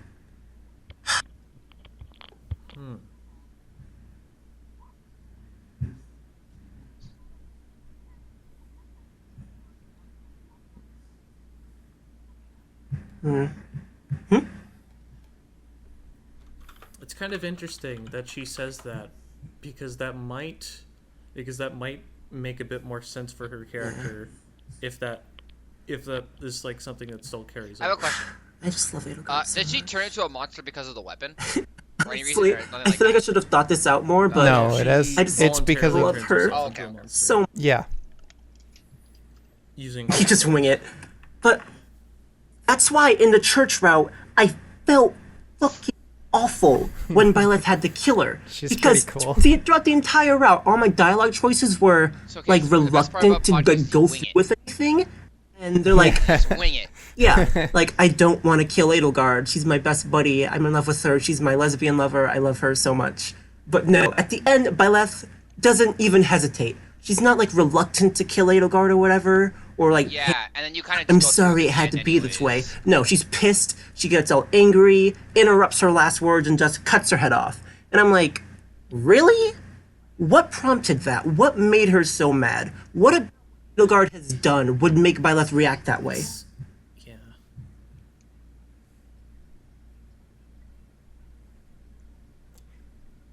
Exactly. Yeah, it's so It's so weird too because like throughout the whole route, you, like you said, there's a lot of dialogue options there. Be like, I don't really want to kill her. Like, I think we can help her, but then you just end up killing her at the end. Anyway. There's a weird disconnect there. You don't understand. I need to save Rhea. Yeah, Edelgard, she's just I great. just need it. She's just great. I love her. He just wants to I love fuck her a dragon, lot, man. and in really every route that I important. oh yeah, I trust wanted to her ask Miki. 100%. Miki, does she die in No every reason route but not her to own? trust Man her. just wants to fuck a dragon, okay? Fuck that. It makes sense Or the because she girl. would never Violet's just surrender, the but fucking it still pisses me off. Does he? Damn.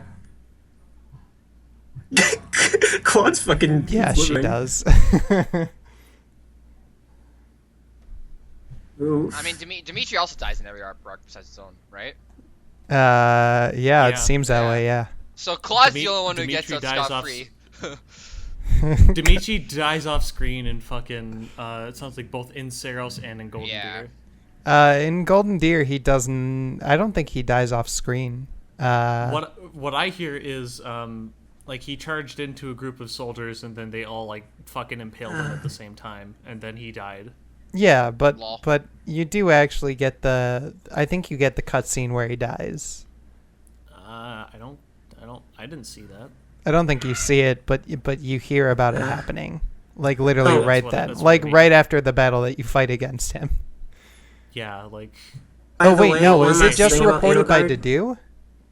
Oh Yeah, shit! one last thing about It's not Edelgard. reported by I love her, Dedu, it's but she reported is by totally her a from fascist, Golden and Deer. anyone that says otherwise either does not. Then Dedue's like, Fascism is or didn't pay attention. No, And it's like, okay, I'm she gonna kill it's- Edelgard it's okay. now. Because, you know. He goes Video on a games. solo mission. I'm coming.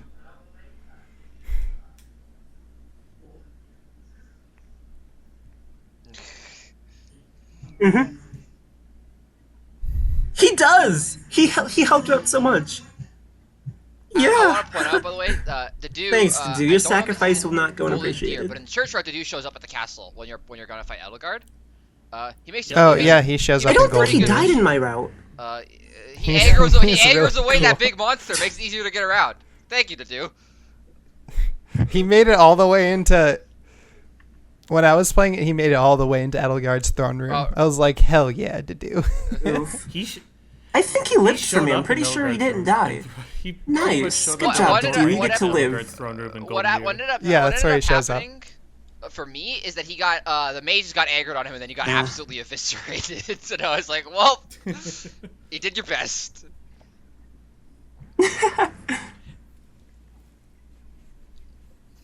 I beat the Edelgard fight in like 5 turns. Oh so I wait, didn't one more really thing. have to Something die. just came to mind. I agree with Edelgard's ideology I a lot. took my time She's grabbing like, every crests are chest bullshit, and hierarchies doing are every bullshit, we need to abolish side them. objective. I And kind it of makes just sense wanted she to would, get it over with because she was experimented personally. on I've for fucking spent so ever, much and all her time with the siblings game, I wanna died play a just new for game. the sake of a crest. And you get it. All right. Yeah. What? Yeah. Fuck. Yeah, I like that too. I like that. Wait, that literally Yeah, sure. disqualifies her from being a fascist.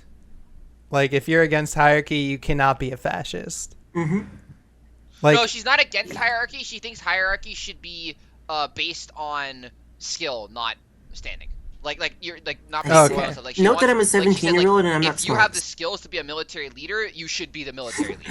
Not Like, because I you really act like how she some is. characters in this game okay, feel because about crests, fascism mainly Edelgard fascism and Sylvain. is a Sylvain, system the that is whole entirely reason about he flirts with justifying everyone is because he hierarchies. figures that girls only like him for his crest. Girls only like me for my Oh, crest. it's fine. But he's like, he says to, is it in by less support? I can't remember. But he says to some of his supports that the only, like, he's just gonna end up marrying some lady he doesn't care about anyway, so why not have fun with his love life? It's okay, it's by less. But yeah, like I said, Edelgard, crests are bullshit, crests fuck the church, Pope, Martin Luther. Yeah, he says that with bio Yeah. support. Black Eagle's the best. Fuck you. Fuck you. Okay, So I think that everyone got their characters out of the way.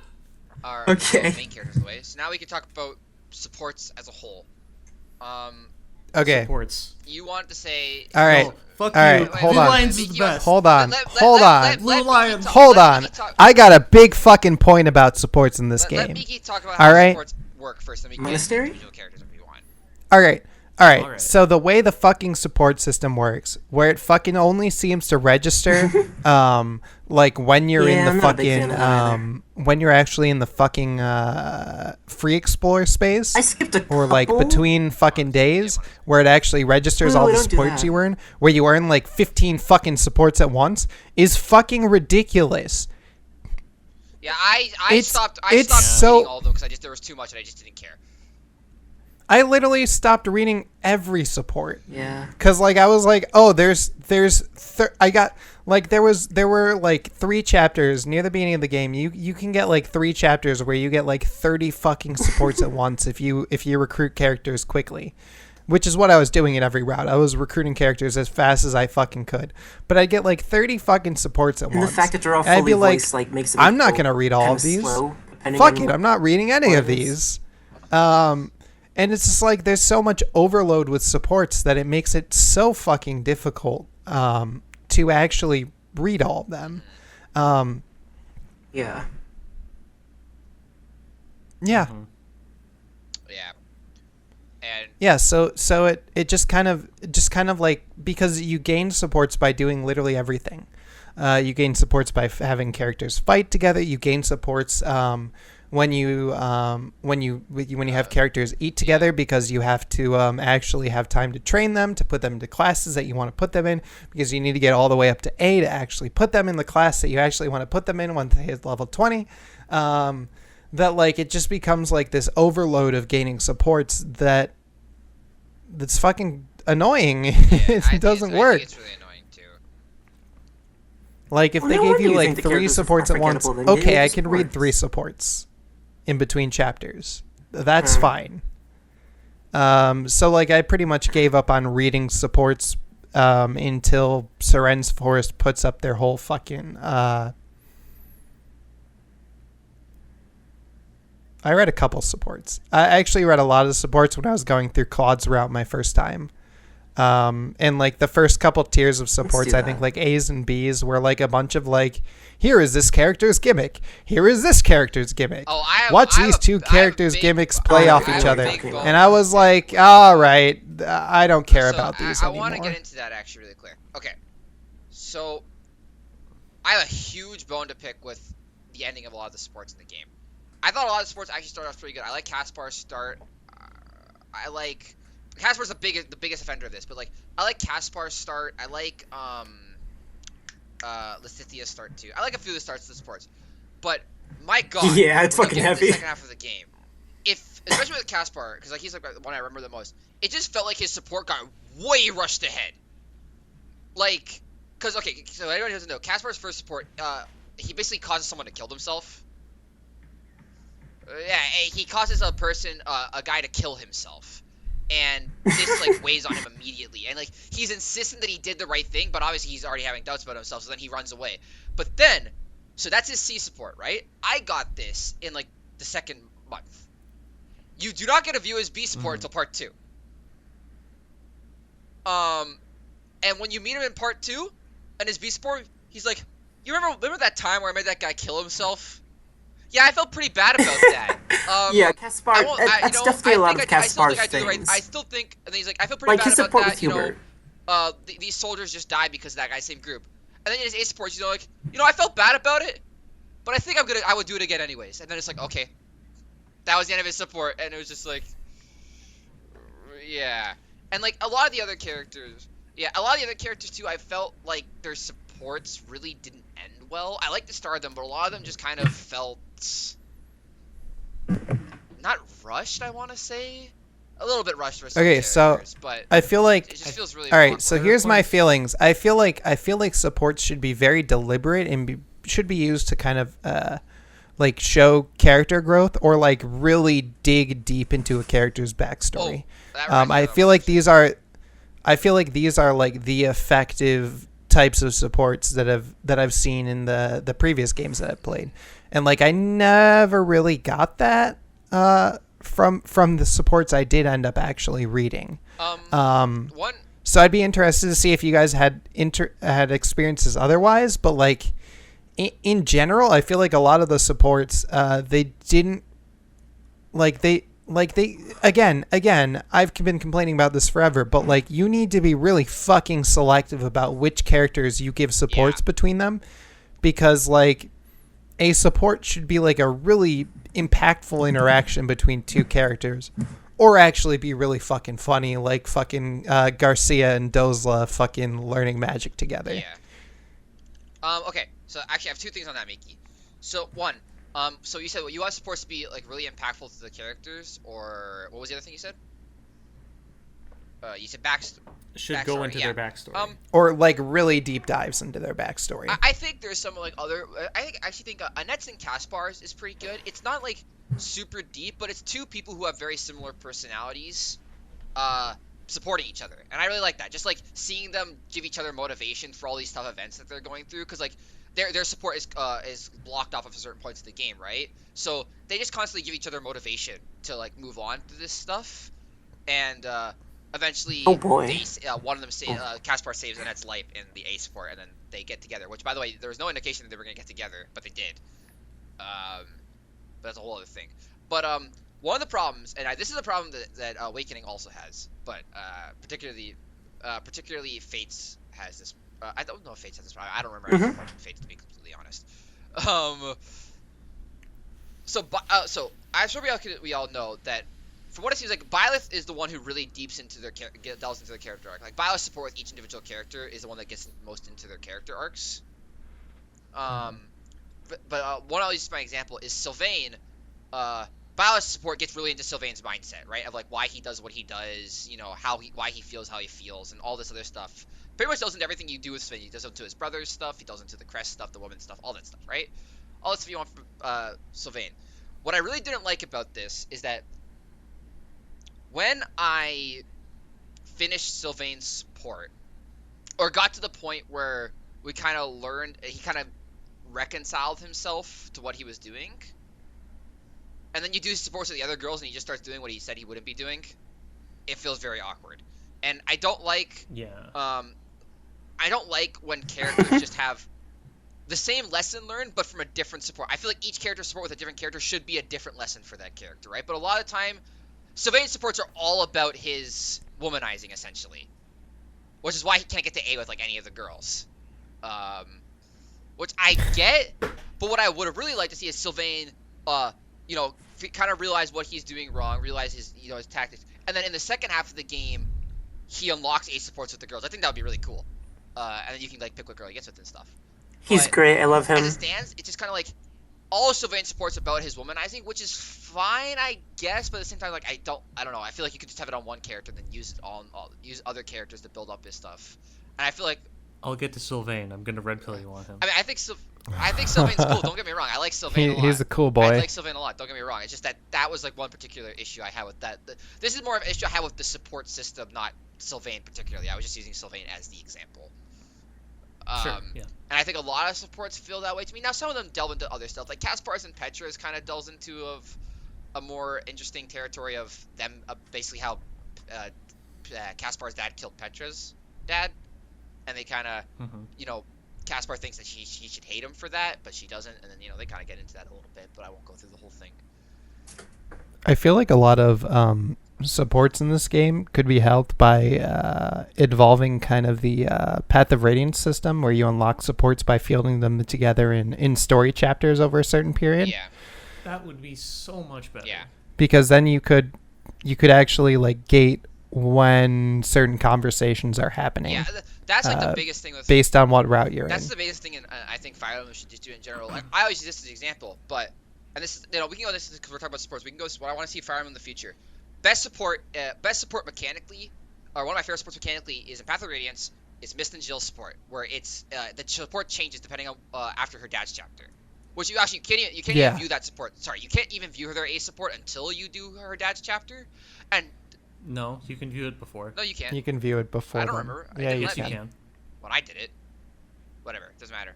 Uh, Either way, you didn't either- field them in every chapter possible then. Did though, because I always use Jill and Mist. It doesn't matter. Anyways, point is, when you get to that chapter, because of that, the fact you confuse it doesn't There's matter. literally a mechanical change if they have an A support in that chapter. You're right. You're right. I'm sorry. You're right. Mist can recruit her back. That's correct.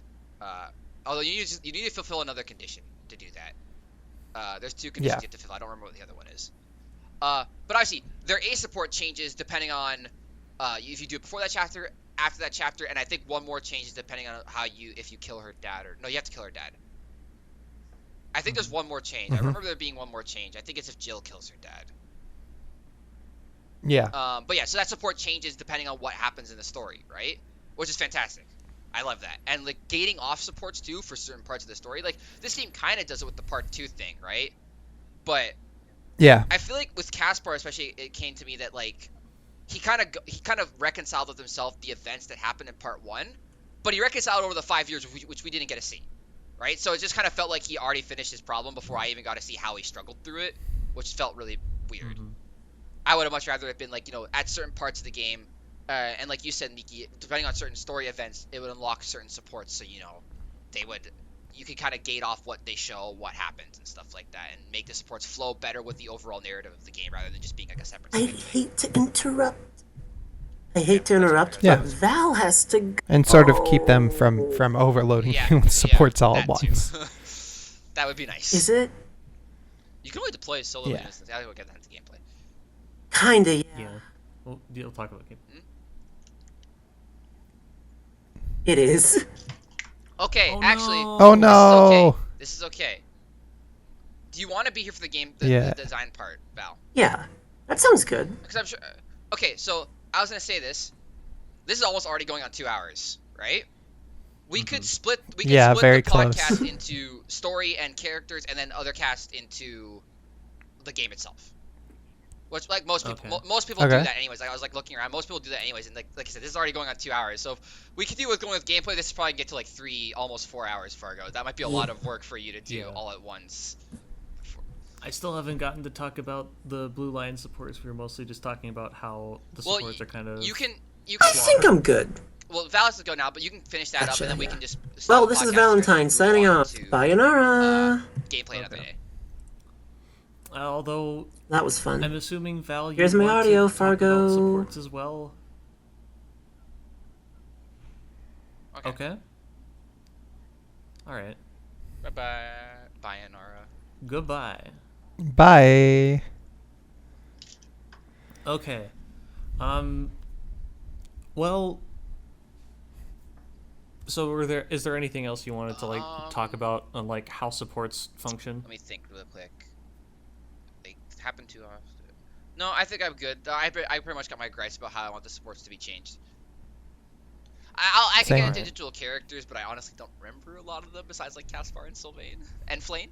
Flane support's cute. I. Flane What? support's cute. Flane and Violet support. Yeah. Cute. So I read through every support that I did not already You're a read. fucking madman. Yeah, I usually, when there were a bunch, I would usually find a time to where I could just like put it on auto advance and then like listen to it while I'm like getting ready to sleep Oh, or okay. eating. That's a smart way to do it, I guess. Anyways. So everyone in Blue Lions is really fucking cool. The best trio of like the trio of Sylvain, Felix, and Ingrid, they're all really cool.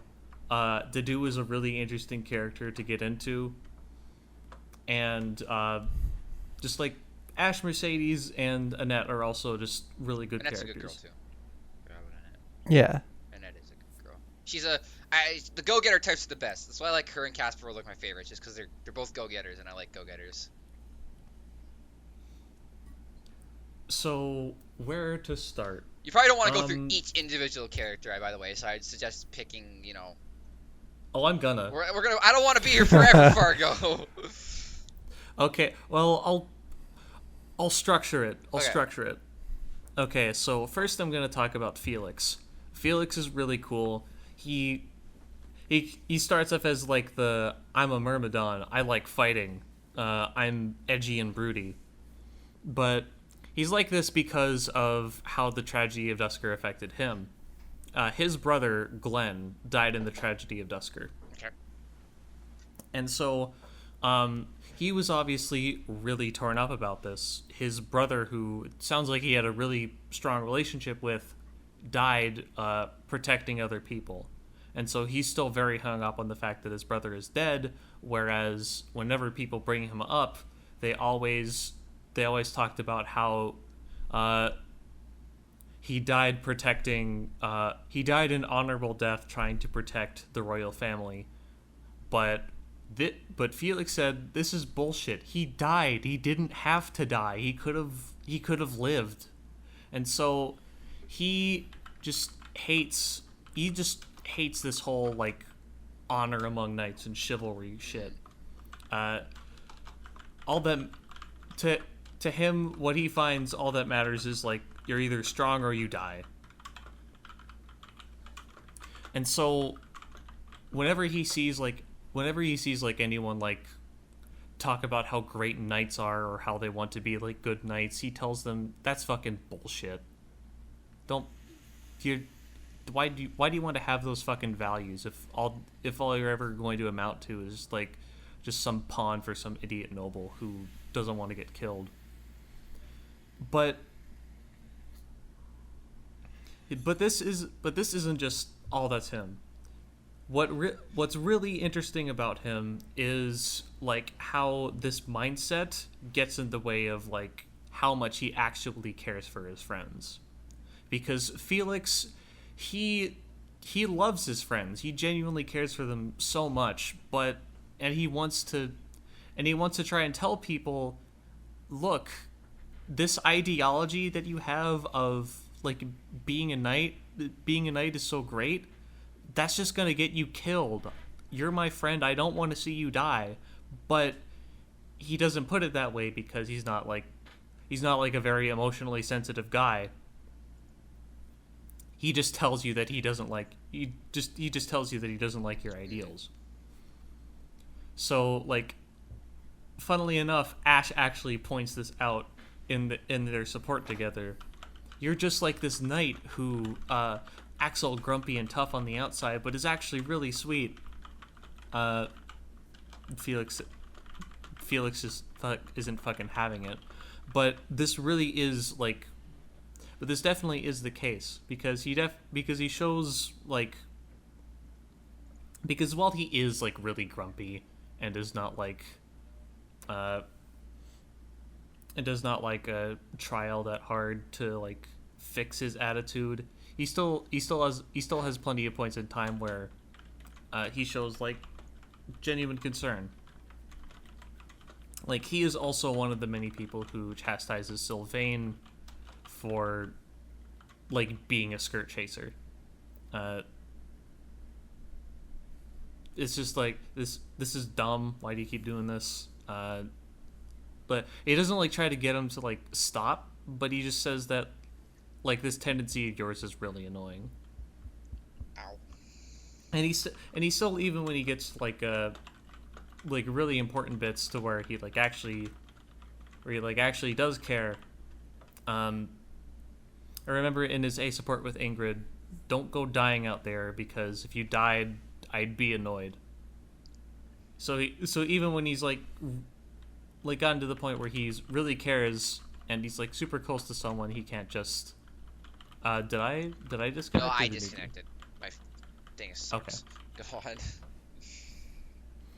Yeah, my connection was dropping for a second in there. Yeah, mine was too. He's still like, even when he's trying to show that he cares, he still can't like be honest. Mm-hmm. Which kind of like recontextualizes this one support that he has with Dedue. He knows that Dedue is like fiercely loyal to Dimitri for for trying to like take the blame off of the Tusker people. But Felix tries to show his worry about this, that this kind of like blind loyalty will be bad. Like there are things that like people are a lot more nuanced than that, and you should be able to think for yourself. But he goes in by saying, "Were you going to, if Dimitri asked you to slaughter a bunch of people, would you do it?" And the dude goes, "Yes, of course I would." And this pisses Felix off. Is like, do you not see how fucking stupid this sounds? You're blindly obedient. Don't be an idiot. You need to think for yourself. So he's chastising Dedu for this mindset, but not actually trying to genuinely, not trying to get him to think different. He's just pointing out to Dedu, this is a bad mindset. Why are you thinking like this? So it's a kind of deal where he's like, where his like rashness like will push people away more. And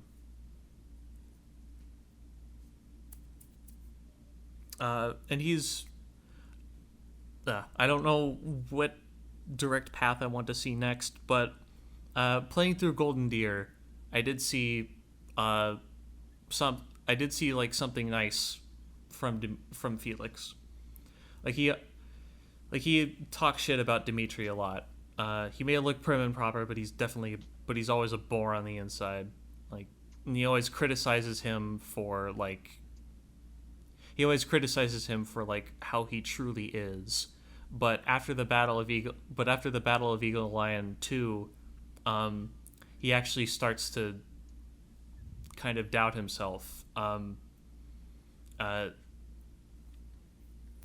Like he says, I wonder if I had stayed with the kingdom, could I have kept Dimitri from dying? And it actually like, it makes him really sad and makes him contemplative. Where like finally this shell that he has like shattered when he realizes that he could have done something to actually save someone that he did care about. Excuse me. Felix is just super cool, one of my favorites. And then Dedu is also someone who is really interesting. Because Dedu has kind of learned to just put up with racism. Like he will just, in his mind, he just endures it because he knows that Dimitri is going to fix everything. So he tells the professor, he tells Byleth, you shouldn't interact with me because of what people will say. And he often like tells this to other people. When he talks with I think with Annette and in a lot of his reports, he's like, you shouldn't talk with me. You shouldn't be seen with me because of what people will say. He's like fully aware that people like have a lot of prejudice towards Dusker. So he doesn't want that on anyone. And he himself does not want to do anything about it because he has the belief that it will change, just not right now. And so a lot of people are trying to convince him to have more respect for himself. Like, he does not have to put up with this. He can fight back with this. And so he kind of starts to learn to be more careful about himself. And with one of my favorite supports in the entire game is with Sylvain and Dedu. Sylvain himself comes up and says, you don't have to put up with all this crap. You can just tell them that they're wrong. If you believe that the people of Dusker didn't actually do what people think they did, then you should tell them that. Because you should be seen for how you act.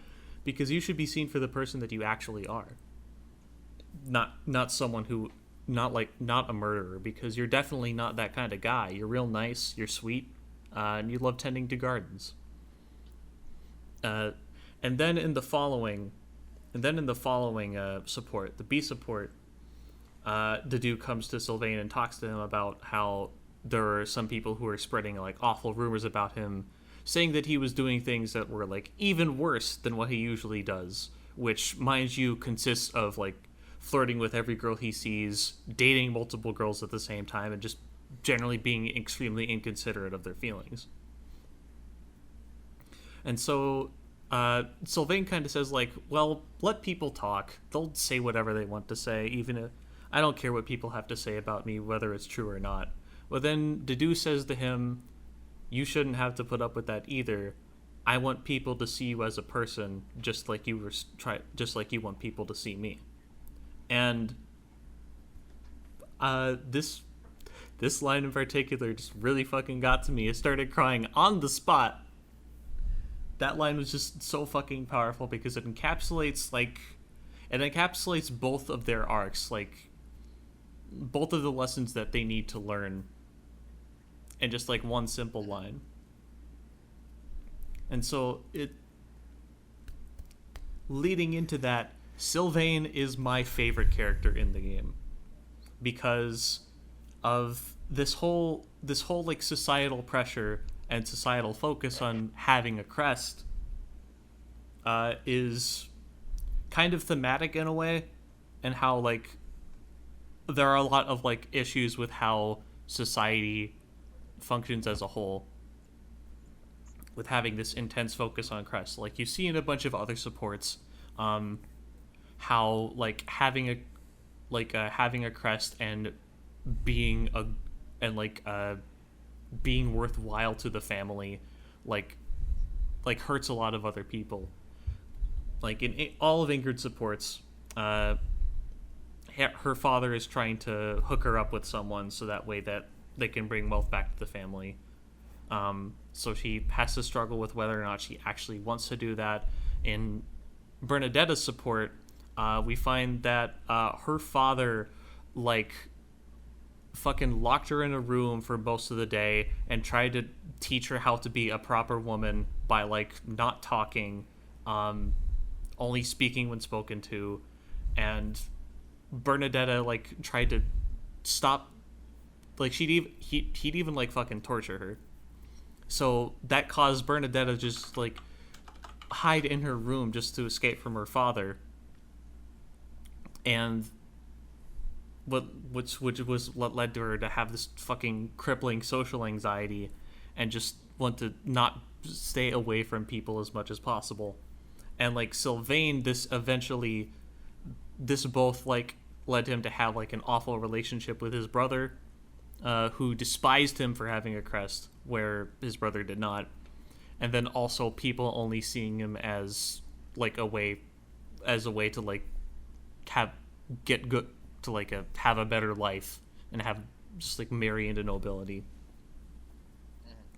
And so he does, so that's why he does not like care about like people who are interested in him. Does not think that like women deserve like his actual care and affection, because he thinks that they won't actually show any care and affection about him. What is the core of his character is he just wants a genuine relationship. He wants to know that the person he is talking to actually genuinely cares about him. But what he just doesn't really seem to know is that like everyone in the Blue Lions, they all like him. They all see him as a good person. Like both Ingrid and Felix know that he is like a genuinely good person at heart, but also, and everyone around him encourages him to like stop this behavior because people won't see you for who you really are. Which is kind of ironic that what he's doing is like making it harder for people to actually see him for who he is. And Bless you. his support with Felix, like both of their like issues are like clashing with each other.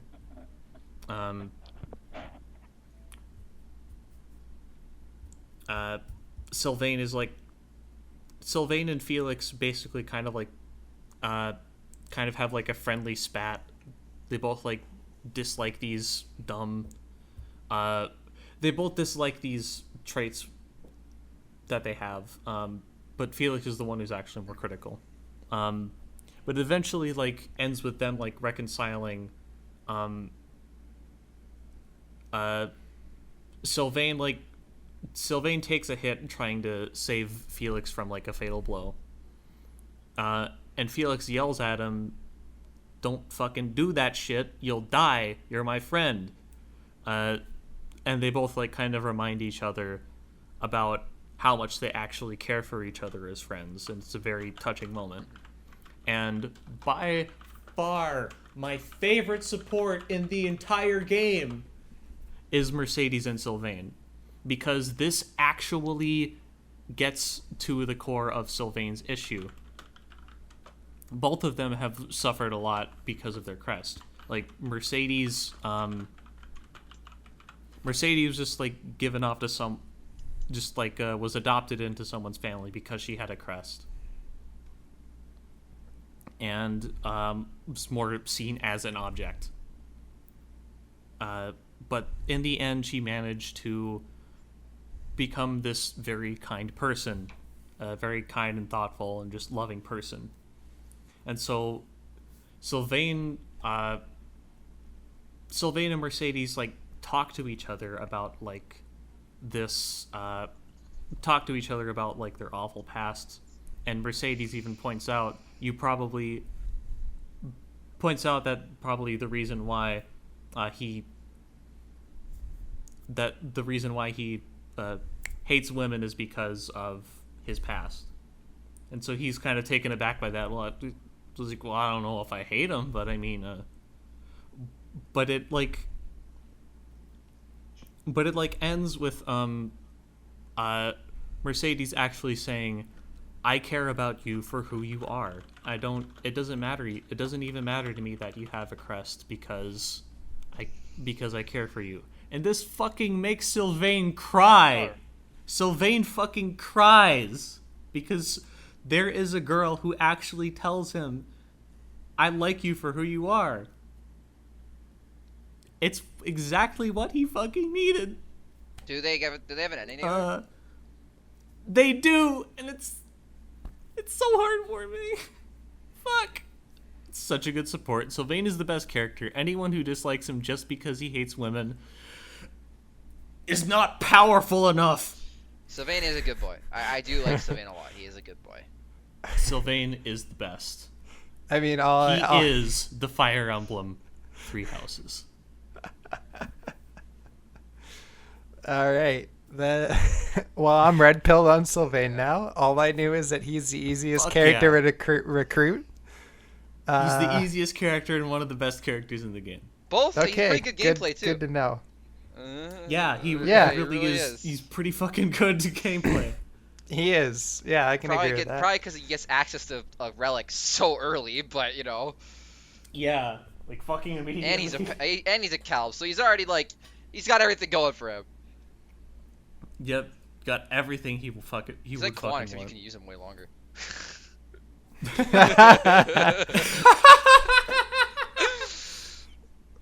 Nah, Quan is way too good in his joining chapter.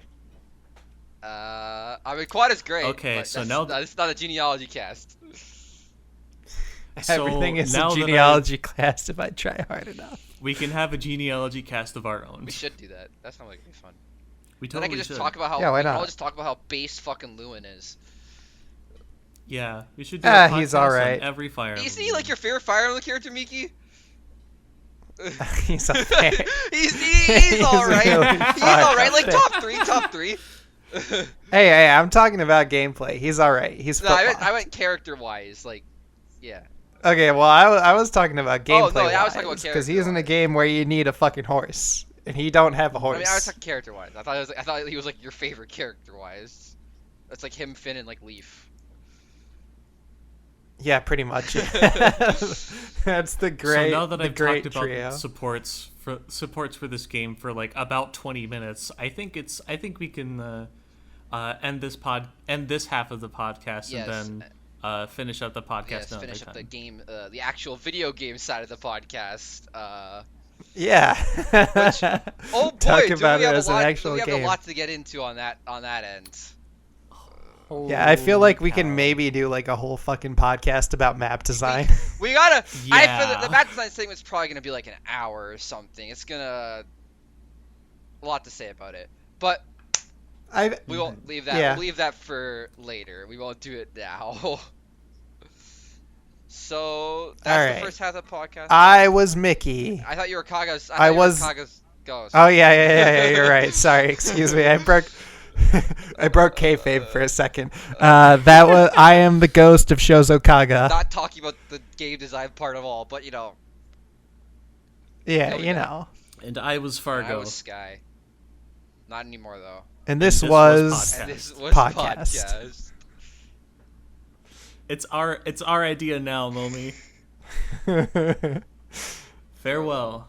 See ya.